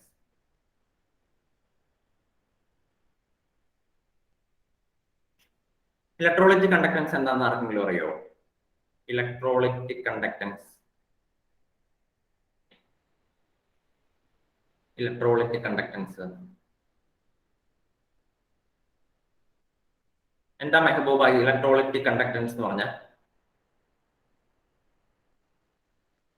ഇലക്ട്രോലൈറ്റിന്റെ ഉള്ളിലൂടെ ഇലക്ട്രിസിറ്റി പാസ് ചെയ്യുന്നത് അല്ലേ? അങ്ങനെ തന്നെയാ ഏകദേശം. ഞാൻ പറഞ്ഞുതരാം. അതായത് നമുക്കിടയിൽ ഒരു ഇലക്ട്രോലൈറ്റിന്റെ സൊല്യൂഷൻ ഉണ്ടെന്ന് കരുതുക. ഇലക്ട്രോലൈറ്റ് എന്താണെന്ന് ഞാൻ ആദ്യം പറഞ്ഞതാണ്. അതിന്റെ സൊല്യൂഷൻ ഉണ്ടെന്ന് കരുതുക. ഫോർ എക്സാമ്പിൾ, ഇലക്ട്രോലൈറ്റിന്റെ എക്സാമ്പിൾ ആയിട്ട് നമ്മൾ ആസിഡ്, ബേസ്, സോൾട്ട് എന്നല്ല എഴുതിയിരിക്കുന്നത്. ആസിഡ്. അപ്പൊ നമുക്ക് ഒരു ആസിഡ് എടുക്കാൻ തൽക്കാലം. ആസിഡ് എന്ന് പറയുമ്പോൾ HCl. HCl എന്ന് പറയുന്ന ആസിഡ് എടുക്കുകയാണെങ്കിൽ അത് H+ അയോൺസും ഉണ്ട്, Cl- അയോൺസും ഉണ്ട്. അപ്പൊ കുറെ H+ അയോൺസും കാണും, കുറെ Cl- അയോൺസും കാണും ഈ സൊല്യൂഷനിൽ അല്ലെ? ഈ അയോൺസ്, ഈ സൊല്യൂഷനിലുള്ള ഈ അയോൺസ് ഇലക്ട്രിസിറ്റിനെ പാസ് ചെയ്യുന്നത്, ഇതിൽ കൂടി നമ്മൾ ഇലക്ട്രിസിറ്റി പാസ് ചെയ്യുന്നത്, അല്ലെങ്കിൽ ഇലക്ട്രിസിറ്റിനെ ക്യാരി ചെയ്യുന്ന ആരാണ്? ഈ അയോൺസ് ഇലക്ട്രിസിറ്റിനെ ക്യാരി ചെയ്യുന്നതിനെയാണ് നമ്മൾ ഇലക്ട്രോളിറ്റിക് കണ്ടക്ടൻസ് എന്ന് പറയുന്നത്. അതായത് ചുരുക്കി പറഞ്ഞു കഴിഞ്ഞാൽ നമ്മൾ ഈ സൊല്യൂഷനിൽ കൂടെ ഇലക്ട്രിസിറ്റി പാസ് ചെയ്യുക. അപ്പോ അയോൺസ് ആയിരിക്കും ആ ഇലക്ട്രിസിറ്റിനെ ക്യാരി ചെയ്യുന്നത്. അതിനെയാണ് നമ്മൾ ഇലക്ട്രോളിറ്റിക് കണ്ടക്ടൻസ് എന്ന് പറയുന്നത്. ഒരു സൊല്യൂഷൻ, ഇലക്ട്രോളിറ്റിക് സൊല്യൂഷൻ ഇലക്ട്രിസിറ്റിനെ കണ്ടക്ട് ചെയ്യുന്നതിനെയാണ് നമ്മൾ ഇലക്ട്രോളിറ്റിക് കണ്ടക്ടൻസ് എന്ന് പറയുന്നത്. മറ്റേത് മെറ്റലിൽ കൂടിയായിരുന്നു അല്ലെ? നമ്മൾ സോളിഡ് ആയിട്ടുള്ള ഒരു മെറ്റലിൽ കൂടെയാണ് ഇലക്ട്രിസിറ്റി പാസ് ചെയ്തത്. പക്ഷെ ഇവിടെ നമ്മൾ മെറ്റലിൽ കൂടെ അല്ല പാസ് ചെയ്യുന്നത്, പകരം ഒരു ഇലക്ട്രോലൈറ്റിക് സൊല്യൂഷനിൽ കൂടിയാണ് ഇലക്ട്രിസിറ്റി പാസ് ചെയ്യുന്നത്. അതിനെയാണ് ഇലക്ട്രോളിറ്റിക് കണ്ടക്ടൻസ് എന്ന് പറയുന്നത്. അപ്പൊ എഴുതിക്കോളൂ എല്ലാവരും. The conductance of electricity, the conductance of electricity, the conductance of electricity, the conductance of electricity by ions, by ions. അപ്പൊ ഇവിടെ ions ആണ്, പ്രത്യേകം ഓർത്തുകൊള്ളുക. The conductance of electricity by ions present in the solutions, present in the solutions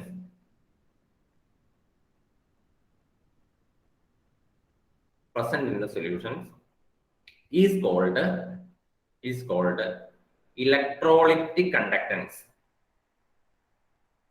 നിങ്ങൾ electrolytic conductance നിങ്ങൾ ഏറ്റവും ആദ്യത്തെ ഇങ്ങനെ ഈ 2 നമ്പർ ഇട്ട് എഴുതിയില്ലേ? ഈ ഇലക്ട്രോളിറ്റിക് കണ്ടക്ടൻസിനും വേറൊരു പേര് പറയും കേട്ടോ. അതാണ് അയോണിക് കണ്ടക്ടൻസ്. കാരണം അയോൺസ് അല്ലേ ഇവിടെ കണ്ടക്ട് ചെയ്യുന്നത്.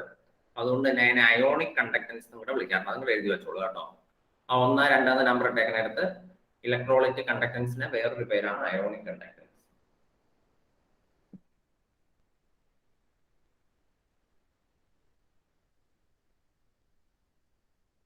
അപ്പൊ നിങ്ങൾ പ്രത്യേകം ഓർത്തോളുക, മെറ്റാലിക് കണ്ടക്ടേഴ്സിൽ ചാർജിനെ ക്യാരി ചെയ്യുന്നത്, അതായത് ആരാണ് പാസ് ചെയ്യുന്നത്? ഇലക്ട്രോൺസ് ആണ് മൂവ് ചെയ്യുന്നത്. ഒരറ്റത്തു നിന്ന് അപ്പുറത്തേക്കത്തേക്ക് ഇലക്ട്രോൺസ് ആണ് മൂവ് ചെയ്യുന്നത്.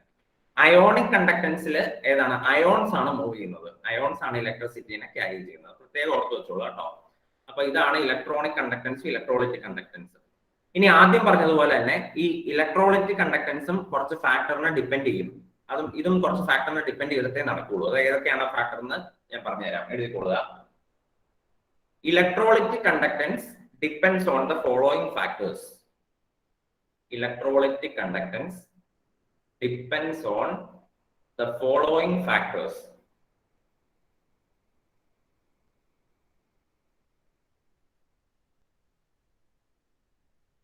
അതെന്തൊക്കെയായിരിക്കാം ഫാക്ടർ? ഒന്നാമത്തെ ഫാക്ടർ എഴുതിക്കൊള്ളുക. ഒന്നാമത്തെ ഫാക്ടർ ആയിട്ട് എഴുതിക്കൊള്ളുക നേച്ചർ ഓഫ് ദ ഇലക്ട്രോലൈറ്റ് അല്ലെ? നമ്മൾ എടുക്കുന്ന ഇലക്ട്രോലൈറ്റിന്റെ nature of the electrolyte. HCl ആണെങ്കിൽ HClന്റെ നേച്ചർ ആയിരിക്കില്ലല്ലോ NaOH-ന്. NaOH-ന്റെ നേച്ചർ ആയിരിക്കില്ലല്ലോ KOH-ന്. അപ്പോൾ നമ്മൾ ഓരോ ഇലക്ട്രോലൈറ്റ് എടുക്കുന്നതിന്റെ nature. So nature of the electrolyte. 2, size of the ions. അവിടെയുള്ള അയോൺസിന്റെ സൈസ് എന്തോരം ഉണ്ട്? സൈസ് കൂടിയ അയോൺ ആണോ, സൈസ് കുറഞ്ഞ അയോൺ ആണോ, ഇതൊക്കെ അനുസരിച്ചാണ് അതിന്റെ ഇലക്ട്രിസിറ്റി പാസ് ചെയ്യുമ്പോൾ അതിനെ ക്യാരി ചെയ്യുന്നത്. Size of the ions. മൂന്നാമത്തത് concentration of the electrolyte. Concentration of the electrolyte.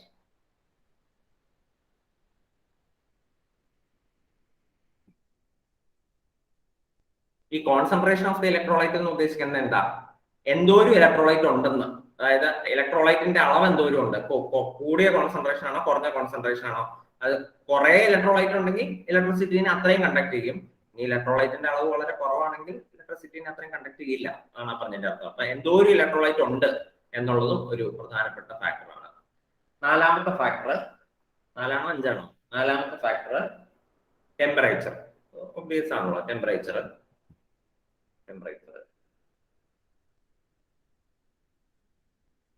അവസാനത്തെ ഫാക്ടർ, ലാസ്റ്റ് ഫാക്ടർ ആണ് നേച്ചർ ഓഫ് ദ സോൾവെന്റ്.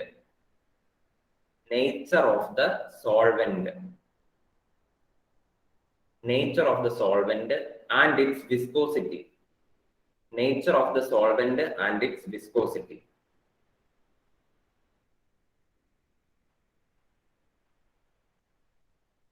ആ പറഞ്ഞതിന്റെ അർത്ഥം എന്നാ? അതായത് നമ്മളിപ്പോ ഈ HCl വെള്ളത്തിലാണോ കലക്കിയിരിക്കുന്നത്, അതോ ഇനി വേറെ വല്ല സാധനത്തിലാണോ, ബെൻസീനിലാണോ കലക്കിയിരിക്കുന്നത്, അതോ ഇനി വേറെ വല്ല ഓർഗാനിക് സോൾവെന്റിലാണോ കലക്കിയിരിക്കുന്നത്, അതും ഈ ഇലക്ട്രോളിറ്റിക് കണ്ടക്ടൻസിനെ ഡിപ്പെൻഡ് ചെയ്യും. ഇപ്പൊ എല്ലാ സോൾവെന്റിനും ഒരേ വിസ്കോസിറ്റി അല്ലല്ലോ. വെള്ളത്തിന്റെ വിസ്കോസിറ്റി അല്ല ടൊളുവീന് അല്ലെങ്കിൽ അനിലീന് അല്ലെങ്കിൽ ബെൻസീന്, എല്ലാത്തിനും വേറെ വേറെ വിസ്കോസിറ്റിയാണ്. അപ്പൊ ഈ അയോൺസിന് സുഖമായിട്ട് അതിൽ കൂടി മൂവ് ചെയ്യാൻ സാധിക്കണം അല്ലെ? ആലോചിച്ചു, ഇലക്ട്രോളിറ്റിക് കണ്ടക്ടൻസ് എന്ന് പറഞ്ഞാൽ തന്നെ എന്താ? അയോൺസ് മൂവ് ചെയ്യുന്നതാണ്. ഇലക്ട്രിസിറ്റിനെയും പിടിച്ചുകൊണ്ട് അയോൺസ് ഇങ്ങനെ അങ്ങോട്ടും ഇങ്ങോട്ടും മൂവ് ചെയ്യുന്നതിനെയാണ് ഇലക്ട്രോളിറ്റിക് കണ്ടക്ടൻസ് എന്ന് പറയുന്നത്. അപ്പൊ വളരെ വിസ്കോസിറ്റി കൂടിയ ഒരു സോൾവെന്റിൽ കൂടി അയോൺസിന് മൂവ് ചെയ്യാൻ പറ്റുമോ? പറ്റില്ല. ഒത്തിരി വിസ്കോസിറ്റി ഉണ്ടെങ്കിൽ, ഭയങ്കര വിസ്കോസിറ്റി ഉള്ള ഒരു സോൾവെന്റ് ആണ് നമ്മൾ എടുത്തിരിക്കുന്നത്, അതിൻ്റെ അകത്താണ് ഈ HCl കലക്കി വെച്ചേക്കണമെങ്കിൽ ആ H+ അയോൺസിനും Cl- അയോൺസിനും മൂവ് ചെയ്യാനായിട്ട് ബുദ്ധിമുട്ടായിരിക്കും. എന്നാൽ വിസ്കോസിറ്റി വളരെ കുറഞ്ഞപ്പോൾ വാട്ടർ പോലെയുള്ള സാധനത്തിൽ കൂടിയാണെങ്കിൽ നമുക്ക് H+ അയോൺസിനും Cl- അയോൺസിനും ഒക്കെ സുഖമായിട്ട് മൂവ് ചെയ്യാൻ സാധിക്കും. അപ്പൊ നമുക്ക് അതിന് കൂടുതൽ ഇലക്ട്രിസിറ്റിനെ ക്യാരി ചെയ്യാൻ സാധിക്കും. അതാണ് പറഞ്ഞത്, നമ്മൾ എടുക്കുന്ന സോൾവെന്റ് ഏതാണെന്നുള്ളതും വളരെ പ്രധാനപ്പെട്ട കാര്യമാണ്. അപ്പൊ ഇലക്ട്രോളിറ്റിക് കണ്ടക്ടൻസിനെ ഡിപ്പെൻഡ് ചെയ്യുന്നത് ഏതൊക്കെ ഫാക്ടറാണ്? ഒന്ന്, നമ്മൾ എടുക്കുന്ന ഇലക്ട്രോലൈറ്റ് HCl ആണോ, NaOH ആണോ, KCl ആണോ, KOH ആണോ, ഇങ്ങനെ ഏത് ഇലക്ട്രോലൈറ്റ് ആണ് എടുത്തത് എന്നുള്ളതനുസരിച്ച് ഇലക്ട്രോളിറ്റിക് കണ്ടക്ടൻസ് മാറും. രണ്ടാമത്തത്, നമ്മൾ എടുത്തിരിക്കുന്ന ഇലക്ട്രോലൈറ്റിന്റെ ടെമ്പറേച്ചർ എത്രയാണ് നമ്മൾ മെയിൻറ്റെയിൻ ചെയ്തിരിക്കുന്ന ടെമ്പറേച്ചർ, അതനുസരിച്ച് ഇത് മാറും. മൂന്നാമത്തത് ആ അയോൺസിന്റെ സൈസ്. H+ അയോണിന്റെ സൈസ് അല്ല Cl- അയോണിന്റെ സൈസ്, അതല്ല K+ അയോണിന്റെ സൈസ്. ഓരോ അയോണിന്റെ സൈസിനനുസരിച്ചും അത് കണ്ടക്ട് ചെയ്യുന്ന ഇലക്ട്രിസിറ്റിയുടെ അളവ് മാറും. എന്തോരം ഇലക്ട്രിസിറ്റിനെ ക്യാരി ചെയ്യാൻ പറ്റുന്നുള്ളത് സൈസിനനുസരിച്ചാണ്. നാലാമത്തതാണ് നമ്മൾ ഉപയോഗിക്കുന്ന സോൾവെന്റിന്റെ വിസ്കോസിറ്റി. സോൾവെന്റിന്റെ വിസ്കോസിറ്റി വളരെ കൂടുതലാണെങ്കിൽ അയോൺസിന് അതിൽ കൂടി മൂവ് ചെയ്യാൻ കുറച്ച് പാടായിരിക്കും. അത്രയേ ഉള്ളൂ. പിന്നെ കോൺസെൻട്രേഷൻ. കോൺസെൻട്രേഷൻ എന്ന് പറഞ്ഞു കഴിഞ്ഞാൽ നമ്മൾ എത്രമാത്രം ഇലക്ട്രോലൈറ്റ് എടുത്തിട്ടുണ്ടെന്നുള്ളത്. അപ്പൊ ബാക്കി നമുക്ക് നാളെ. Thank you. Thank you sir. Thank you sir. Thank you. Thank you sir.